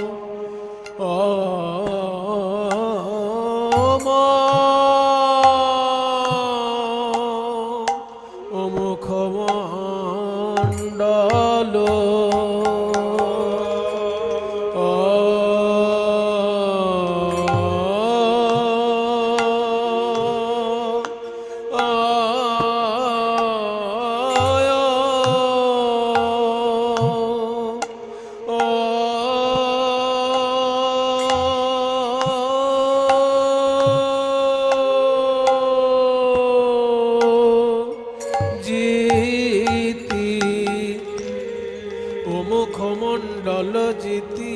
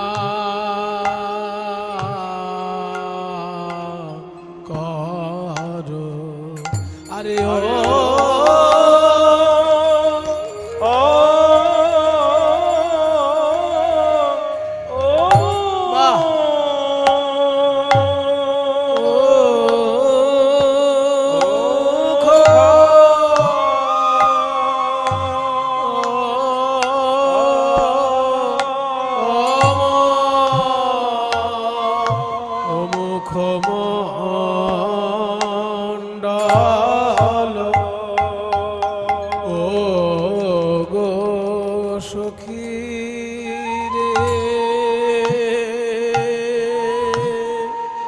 ও গো সখী ও মুখ,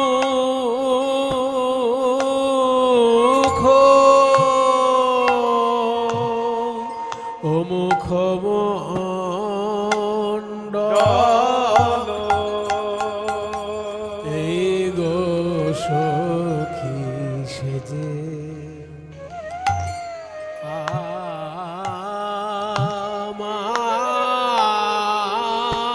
আমার সে গোবিন্দ যে আমার আর কারণ আমার আমার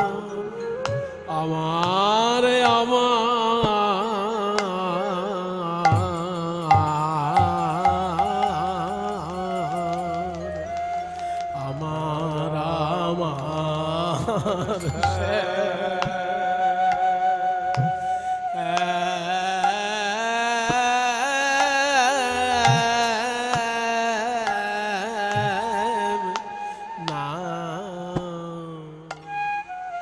শ্যাম নাগরের গো মুখ মণ্ডল, এই গো সখী সেজে হরি বল আমার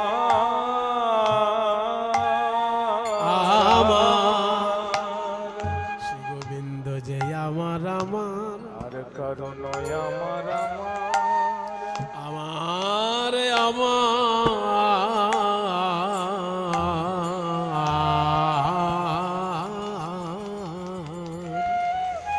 আমার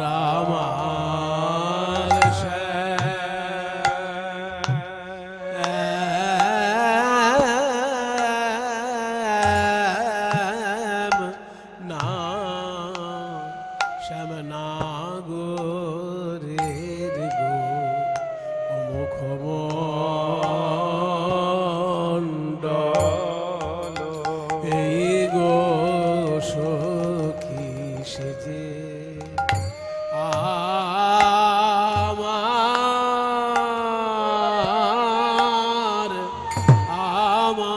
সে মুখ একবার যে দেখেছে, যে দেখেছে তা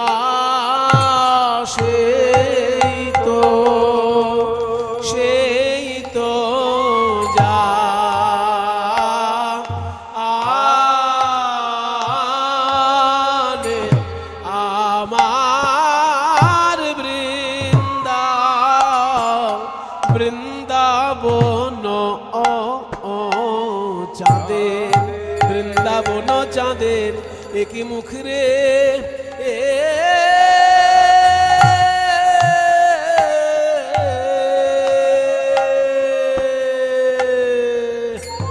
সে মুখে একবার যে দেখেছে, যে দেখেছে তা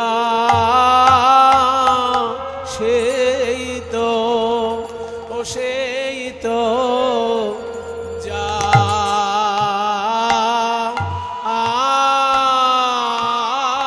আনে আমার বৃন্দাবন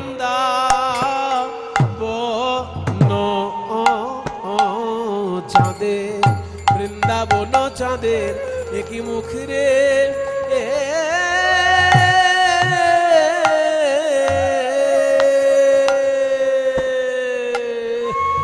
সে মুখে একবার যে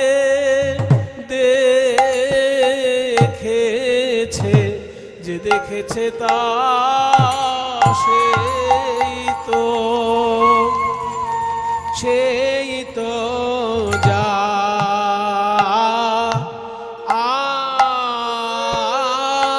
আনে, কেবল সেই তো জানে গো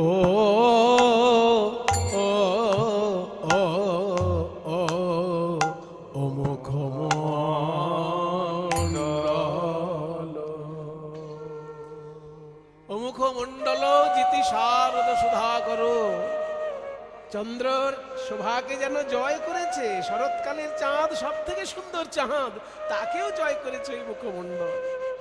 আর অঙ্গকান্তি, আরে কি বাতনু রুচি মরিয়া রে, আরে হে যা যা ধেনা ধেনে তাই গৌর হরি বল মরিয়া রাখে নাগে ঝা রাখে নাগে ঝা, আবার যা যা ধেনা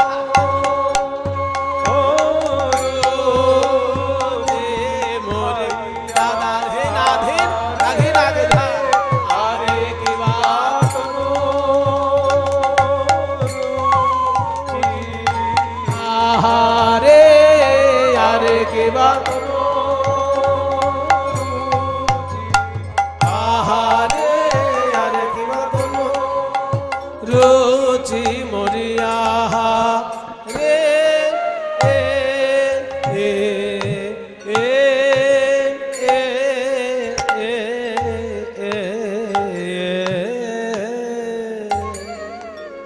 তনু রুচি তরুণ তমাল রে, ওই শ্যাম বিনোদিয়ার তনু রুচি গোবিন্দের আমার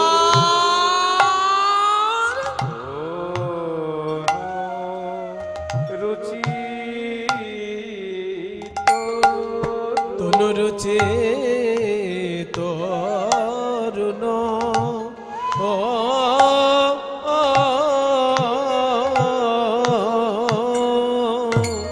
তরুণ তমাল রে, ওই শ্যাম বিনোদিয়ার তো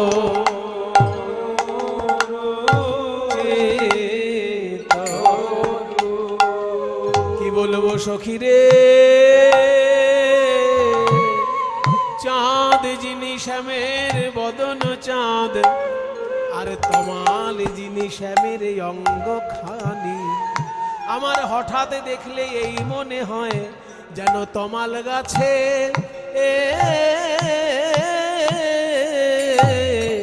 অকলঙ্ক পরিপূর্ণ চাঁদ ফলেছে। হেই মা কি বাইবা তার তনু, সেই রূপ আমার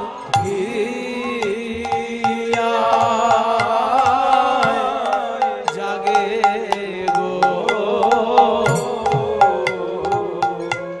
আমি দিলে পাশো তিলেক পাশরিতে না সখী রে, সেই রূপ আমার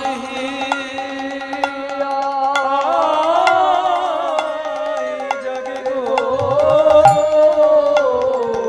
আমি দিলে পাশো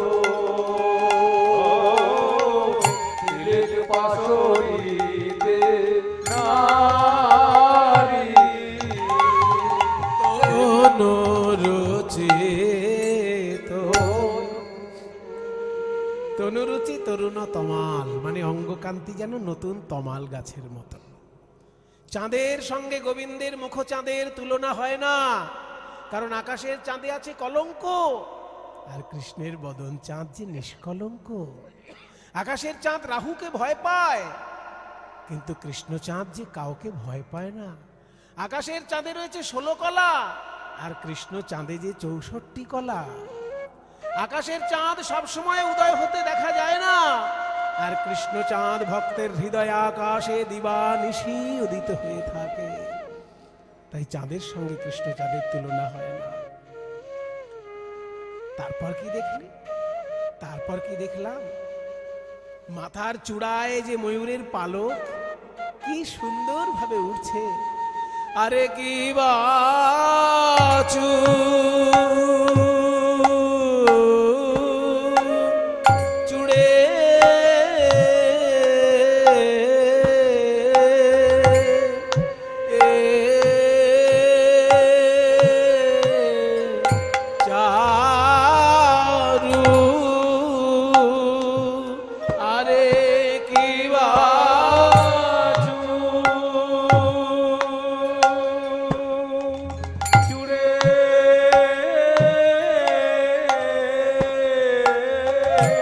ওগো তাই না কত শোভা লাগে চূড়ার উপর ময়ূর ময়ূর পাখা গো তাই না কত শোভা লাগে চূড়ার উপর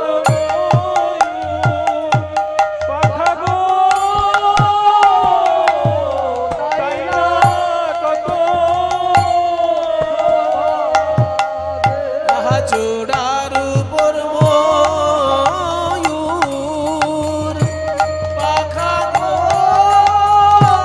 তাই না কত শোভা লাগে চূড়ার উপর ময়ূর পাখা গো তাই না কত শোভা লাগে আরে কি চূড়ে চারু শিখণ্ড পণ্ডিত চূড়ে চূড়ে চারু চারু শিখণ্ড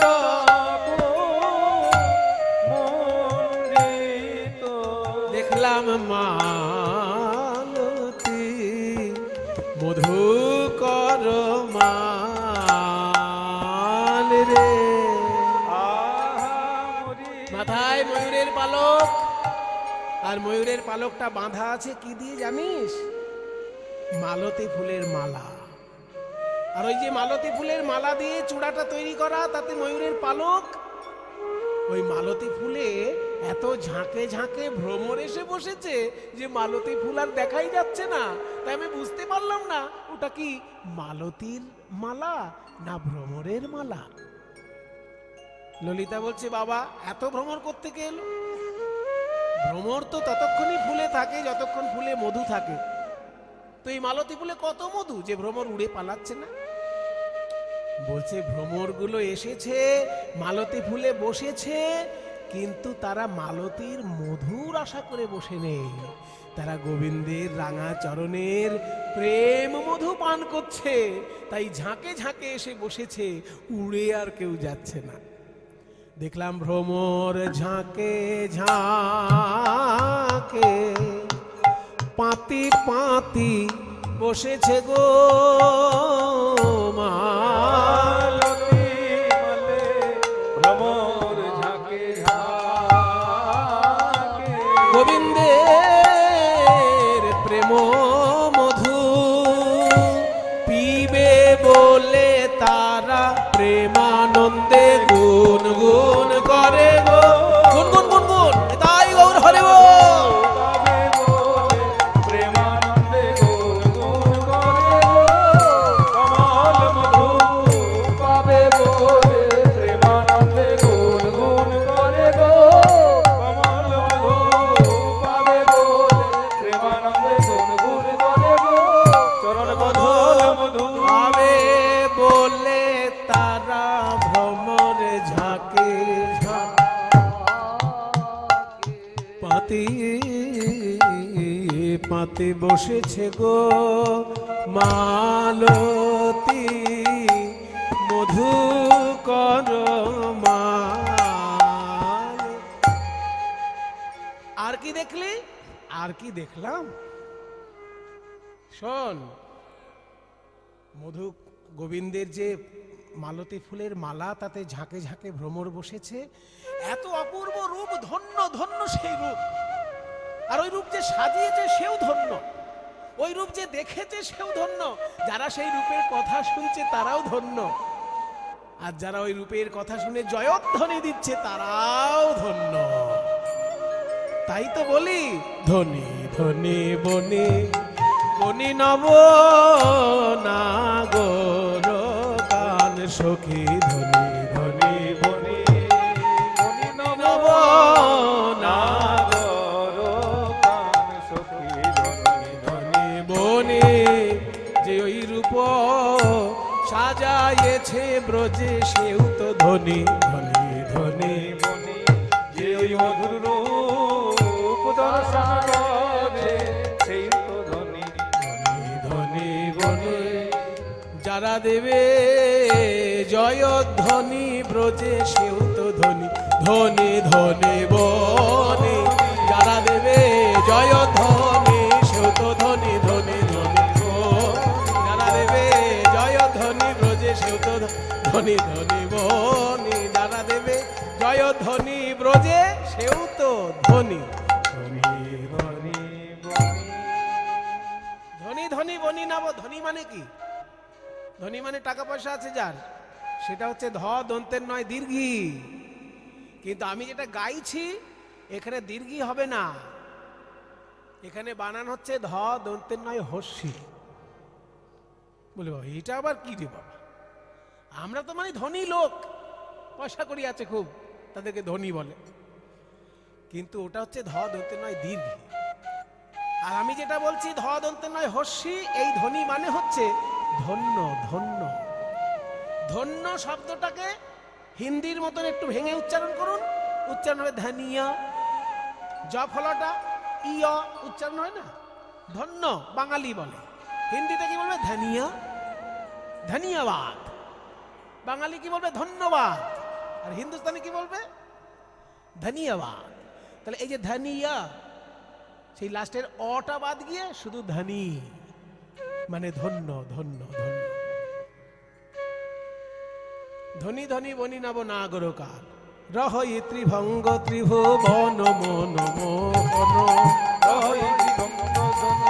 ত্রিভুবন মধুর মুরলী করু গান রে, মধুর মুরলী করু গান রে, মধুর মধুর বাঁশি বাজাচ্ছেন প্রাণ গোবিন্দ আমার। তারপর কি দেখলাম, কোন কুঞ্জে বা ও বাজিল রে শ্যামের মুরলী, কুঞ্জে বা মধুর মধুর কোন গান রে, মধুর মধুর। তারপর কি দেখলি? তারপর দেখলাম টলমল অলকা আবৃত মুখ ঝল রে,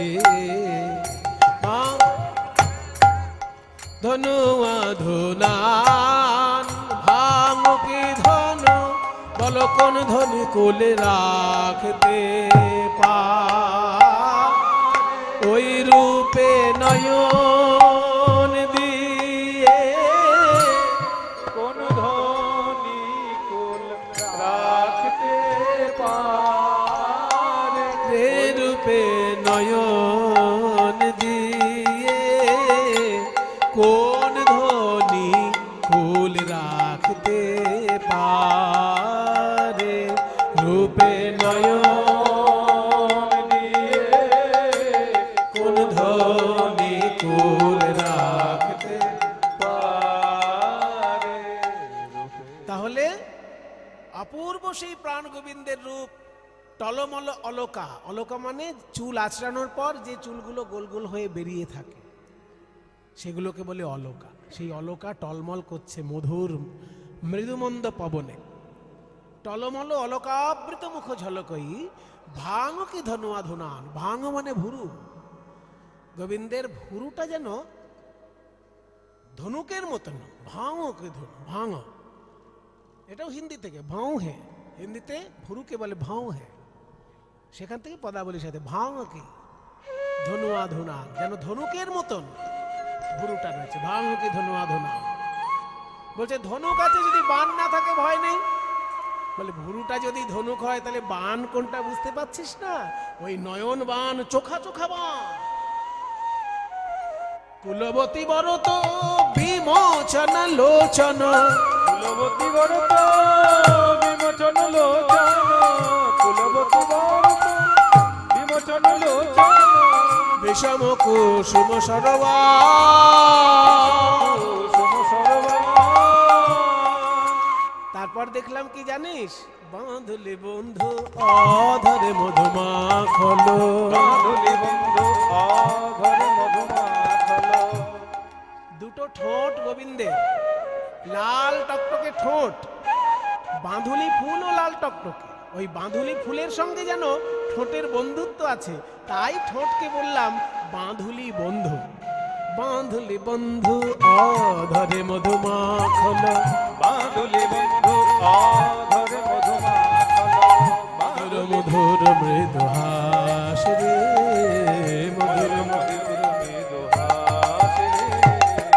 এই শ্রীধাম বৃন্দাবনে লোকে আগে কথা বলে, বলে তবে হাসে। আমার বধূ কথা কইবার আগে, আমার বধূ কথা কইবার আগে, আমার বধূ কথা কইবার আগে, আমার বধূ কথা কইবার কইবার আগে মধুর মধুর মৃদু হাস। আগে। এই শ্রীধাম বৃন্দাবনে লোকে আগে কথা বলে, বলে তবে হাসে। মধু কথা কইবার আগে মধুর মধুর মৃদু হাসি রে। যছুই আমোদে মদন মদ মন্থর, অনাতহি গোবিন্দ দাস।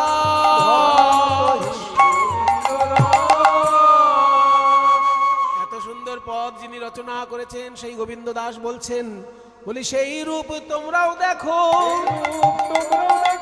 যেই রূপ দেখলো রাধা, যেই রূপ দেখলো রাধা, যে রূপে রাধার মন বাধা, এই রূপ দেখলো রাধা, রূপে রাধার মন বাধা।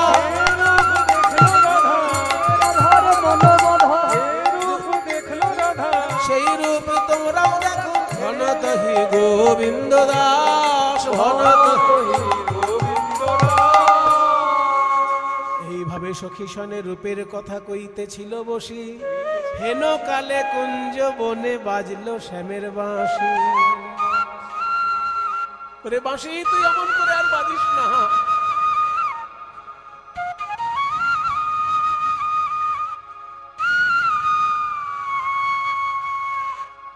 বাজিস না রে বাঁশি, অমন করে বাজিস না, বাজিস না, বাজিস না, দোহাই তো, বাজিস না। ছোট একতালি বাজাও। ওরে বাঁশিয়ার আর বেজো না,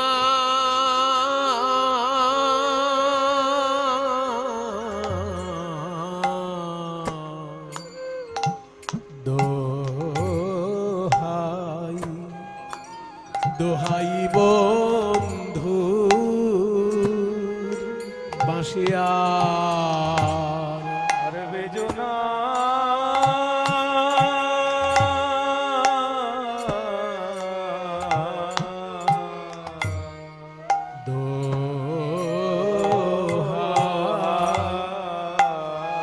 দোহাই বন্ধু আমার আকুল করিলে রে চিত, আমার মজালে দুকুল,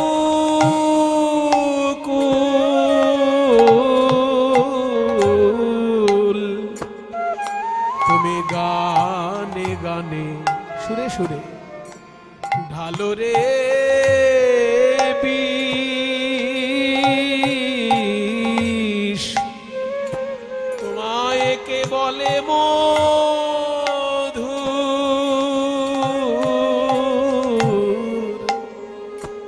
এখন আমার চলিতে না চলে পদ। ছোট তালের গান, কিন্তু শুনে মনে হচ্ছে কত সুন্দর বড় তালের ভাব পরিপূর্ণ। এই গান আমায় দ্বিজেন দে মহাশয় শিখিয়েছে, বলেছিলেন ছোট তালেও যে কেমন বড় তালের ভাব থাকে, এই সেই গানের উদাহরণ। আমার চলিতে না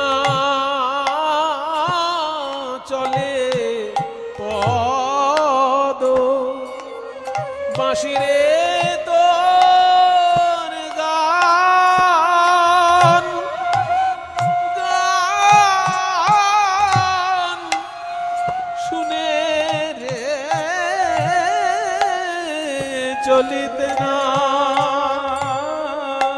চলে পদ বাঁশি রে তো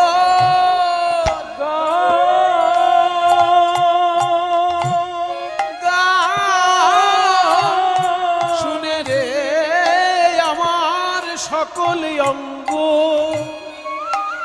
অবশ হলো বাঁশি রে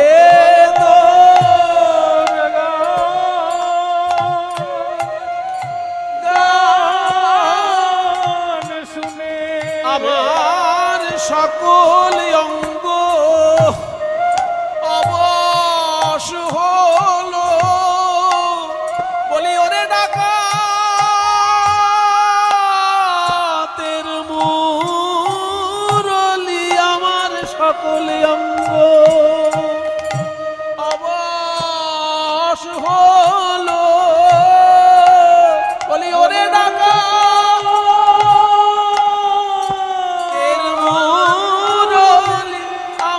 সকল অঙ্গ অবশ হলো ডাকাতের মুরলি সকল অঙ্গ ডাকাতের মুরলি সকল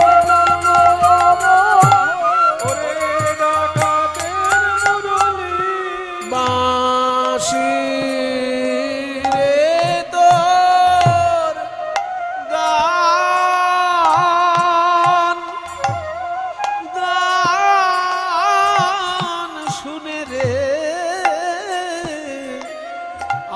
চলিতে না চলে পদ বল কুঞ্জ কত দূর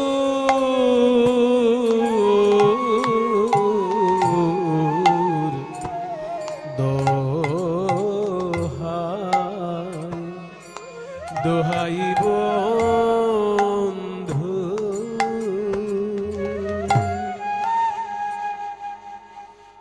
যখনই বাঁশি বেজেছে সকল সখীগণ এসে রাধারানীকে সাজিয়ে দিচ্ছেন। অষ্টসখী কে কিভাবে রাধারানীকে সাজাচ্ছে তার একটি সুন্দর পদ।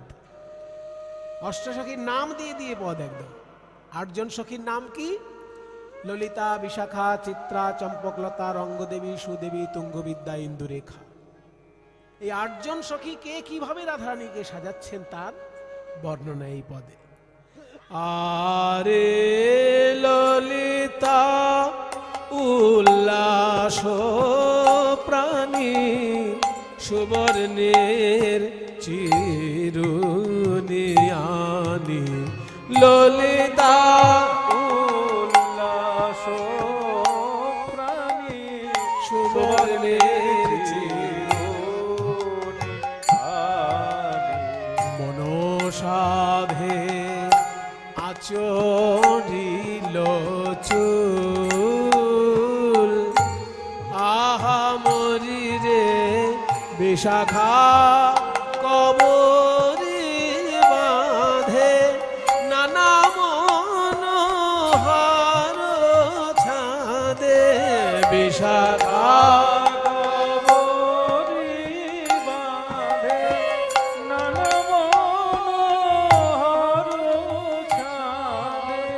সারি সারি দিয়া নানা ফুল আহা মরি শোভারে সারি সারি শোভার বালাই যাই রে সারি সারি শোভার বালাই যাই রে সারি সারি শোভার বালাই যাই রে সারি সারি শোভার বালাই যাই রে সারি সারি শোভার সারি সারি সারি সারি দিয়া নানা আহা মরি শোভারে সারি সারি। ললিতা চুল আছড়ে দিল আর বিশাখা খোপা বেঁধে দিল। তারপর চিত্রা এসে কি করছে? সোনার টিকলি পরিয়ে দিচ্ছে। সোনার টিকলি, টিকলিটাকে পদাবলীর ভাষায় সিথি বলছে। চিত্রা সময় জানি সুবর্ণের সিথি আনি, চিত্রা সময় জানি সুবর্ণের সিথি আনি, চিত্রা সময় জানি যতনে দেওয়াল সিথি মূলে চম্পক লতিকা ধ্বনি, সুরঙ্গ সিন্দুরয়ানি শোভারে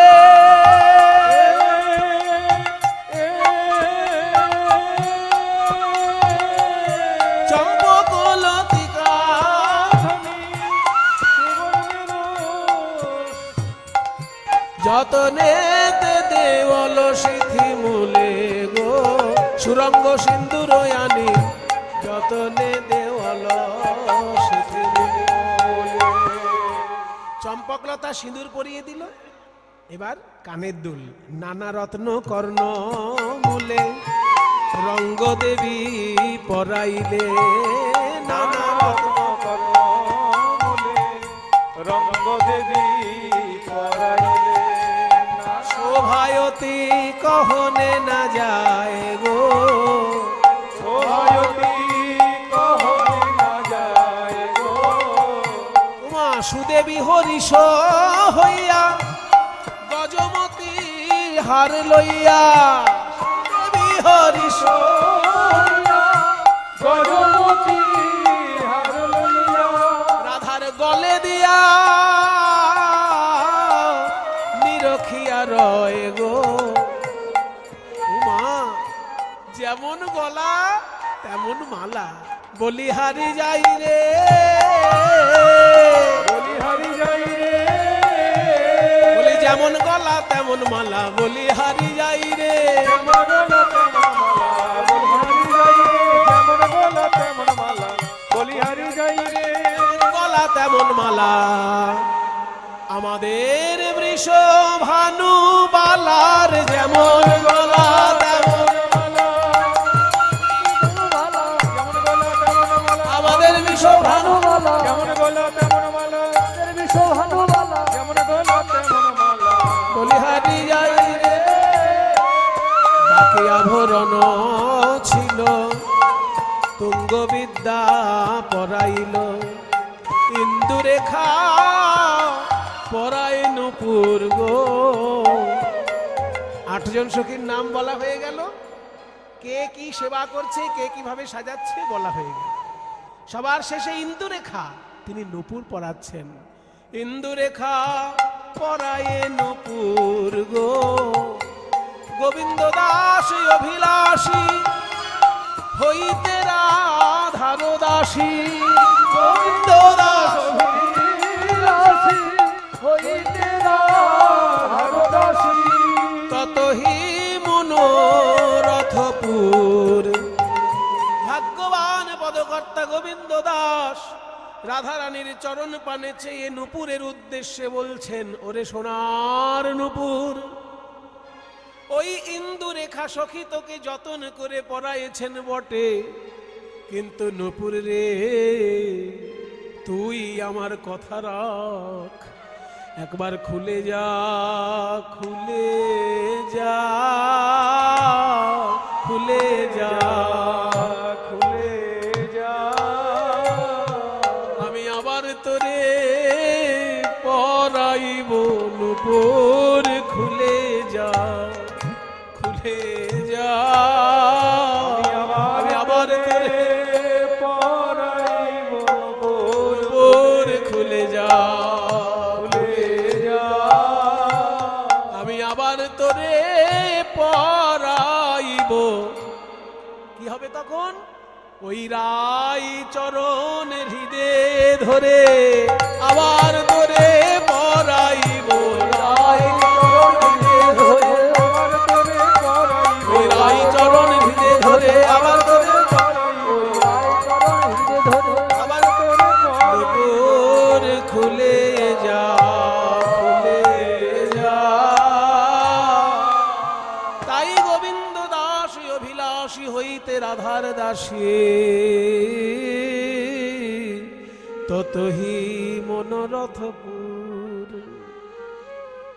এইভাবে রাধারানী কুঞ্জে প্রাণ গোবিন্দের কাছে এসে দাঁড়ালেন।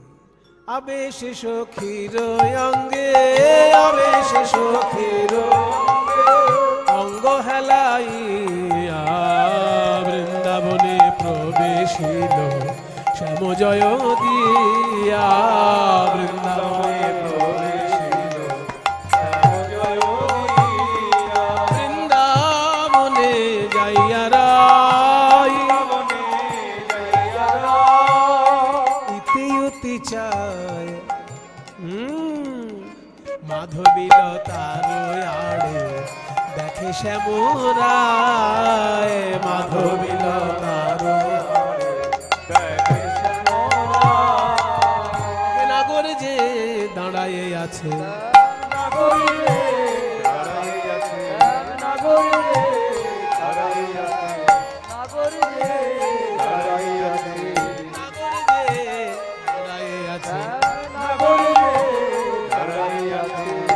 ধরে মুরলি লয়ে শ্যাম নাগর যে দাঁড়ায়ে আছে,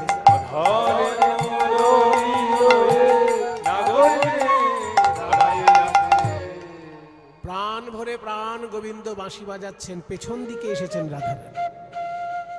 এবার রাধারানী তো আর ধাক্কা দিয়ে বলবেন না বধূ আমি এলাম, ওই নিম্ন রুচি তো নয়। রাজার মেয়ে রাধারানী, তার একটা মর্যাদা বোধ আছে, তার একটা ঐতিহ্য আছে। তাই কি করলেন রাধারানী? ওই যে প্রাণ গোবিন্দ বাঁশি বাজাচ্ছেন, গোবিন্দকে বিরক্ত না করে নিজের উপস্থিতি বুঝিয়ে দিতে হবে। কি করলেন? ওই যে বাঁশি বাজাচ্ছেন শ্রীকৃষ্ণ, ওইখান থেকে তালটা বার করে নিয়ে রাধারানী নূপুর বাজাতে লাগলেন। 1 2 3 1 2 3 1 2 3 1 2 1 2 1 2 3 1 2 1 2 1 2 3 1 2 1 2 3 নূপুরের রুনু ঝুনু, নূপুরের নূপুরের রুনু ঝুনু, নূপুরের রুনু ঝুনু,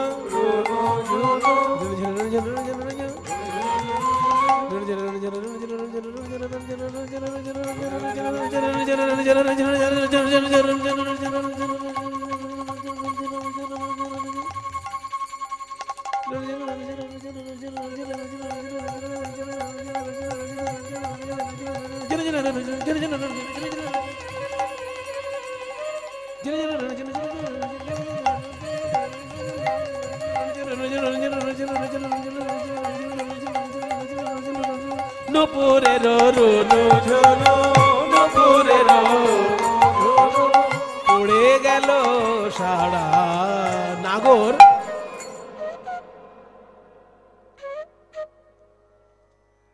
এত সুন্দর নূপুর আমার রায়ধনী ছাড়া তো কেউ পারে না।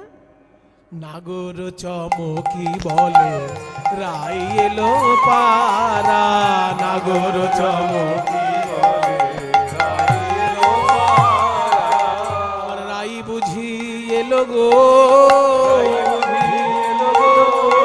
নইলে এমন নূপুর ধ্বনি কে বা জানে, আমার বাঁশির সুরে তাল মিলায়ে নূপুর ধ্বনি কে বা জানে, আমার বাঁশির সুরে তাল মিলায়ে। এসো এসো এসো, আইসো আইসো ভালো হলো, আইসো আইসো ভালো হলো গো প্রেমময়ী রাধা, তোমার দর্শনে দূরে গেল মনসিজ বাধা, দর্শনে দূরে গেল মনসিজ বাধা।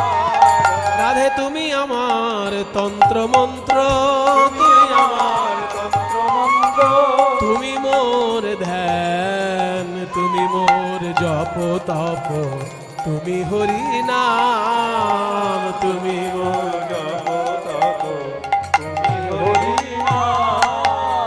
এবার নিজ পিত বাস দিয়া, পিত বাস দিয়া রাধার চরণ ধুলা ঝাড়ে, ললিতামু চোখে হাসে কুণ্ডলতা রাড়ে, ললিতামু চোখে হাসে কুণ্ডলতা। রাধারানী রাধারানীর চরণ ধুলা পরিষ্কার করে দিলেন গোবিন্দ নিজের ওড়না দিয়ে, নিজের চাদর দিয়ে। তারপর কি করলেন? চূড়ার মধ্যে সব থেকে সুন্দর ফুলটা ভেঙে নিয়ে রাধারানীর চরণে পুষ্পাঞ্জলি দিলেন। ভাঙিয়া চূড়ার ফুল, ভাঙিয়া চূড়ার ফুল হাতে করি নিল নম প্রেমময়ী বলি রাই চরণে দিল। নম প্রেমময়ী বলে রাই চরণে দিল। এবার দোহাকারে মিলল, দোহাকারে মিলল রসের মঞ্জরি জ্ঞান দাস মাগে রাঙা চরণ মাধুরী। জ্ঞান দাসে মাগে কালা চাঁদ, ও কালা চাঁদ, কালা চাঁদ চাঁদ চাঁদ চাঁদের বামে চাঁদ বদনি দাঁড়ালো। চাঁদ চাঁদ চাঁদ চাঁদের বামে চাঁদ চাঁদ চাঁদ চাঁদের বামে চাঁদ বদনি দাঁড়ালো। চাঁদ চাঁদ চাঁদ চাঁদের বামে চাঁদ বদনে দাঁড়ালো রে রাই বিনোদিনী, দাঁড়ালো রে যুগল রূপের ছটায় জগৎ আলো। চাঁদ বদনি দাঁড়ালো, রূপের ছটায় জগৎ আলো। দাঁড়ালো রে শ্যামের বামে নবীনা কিশোরী,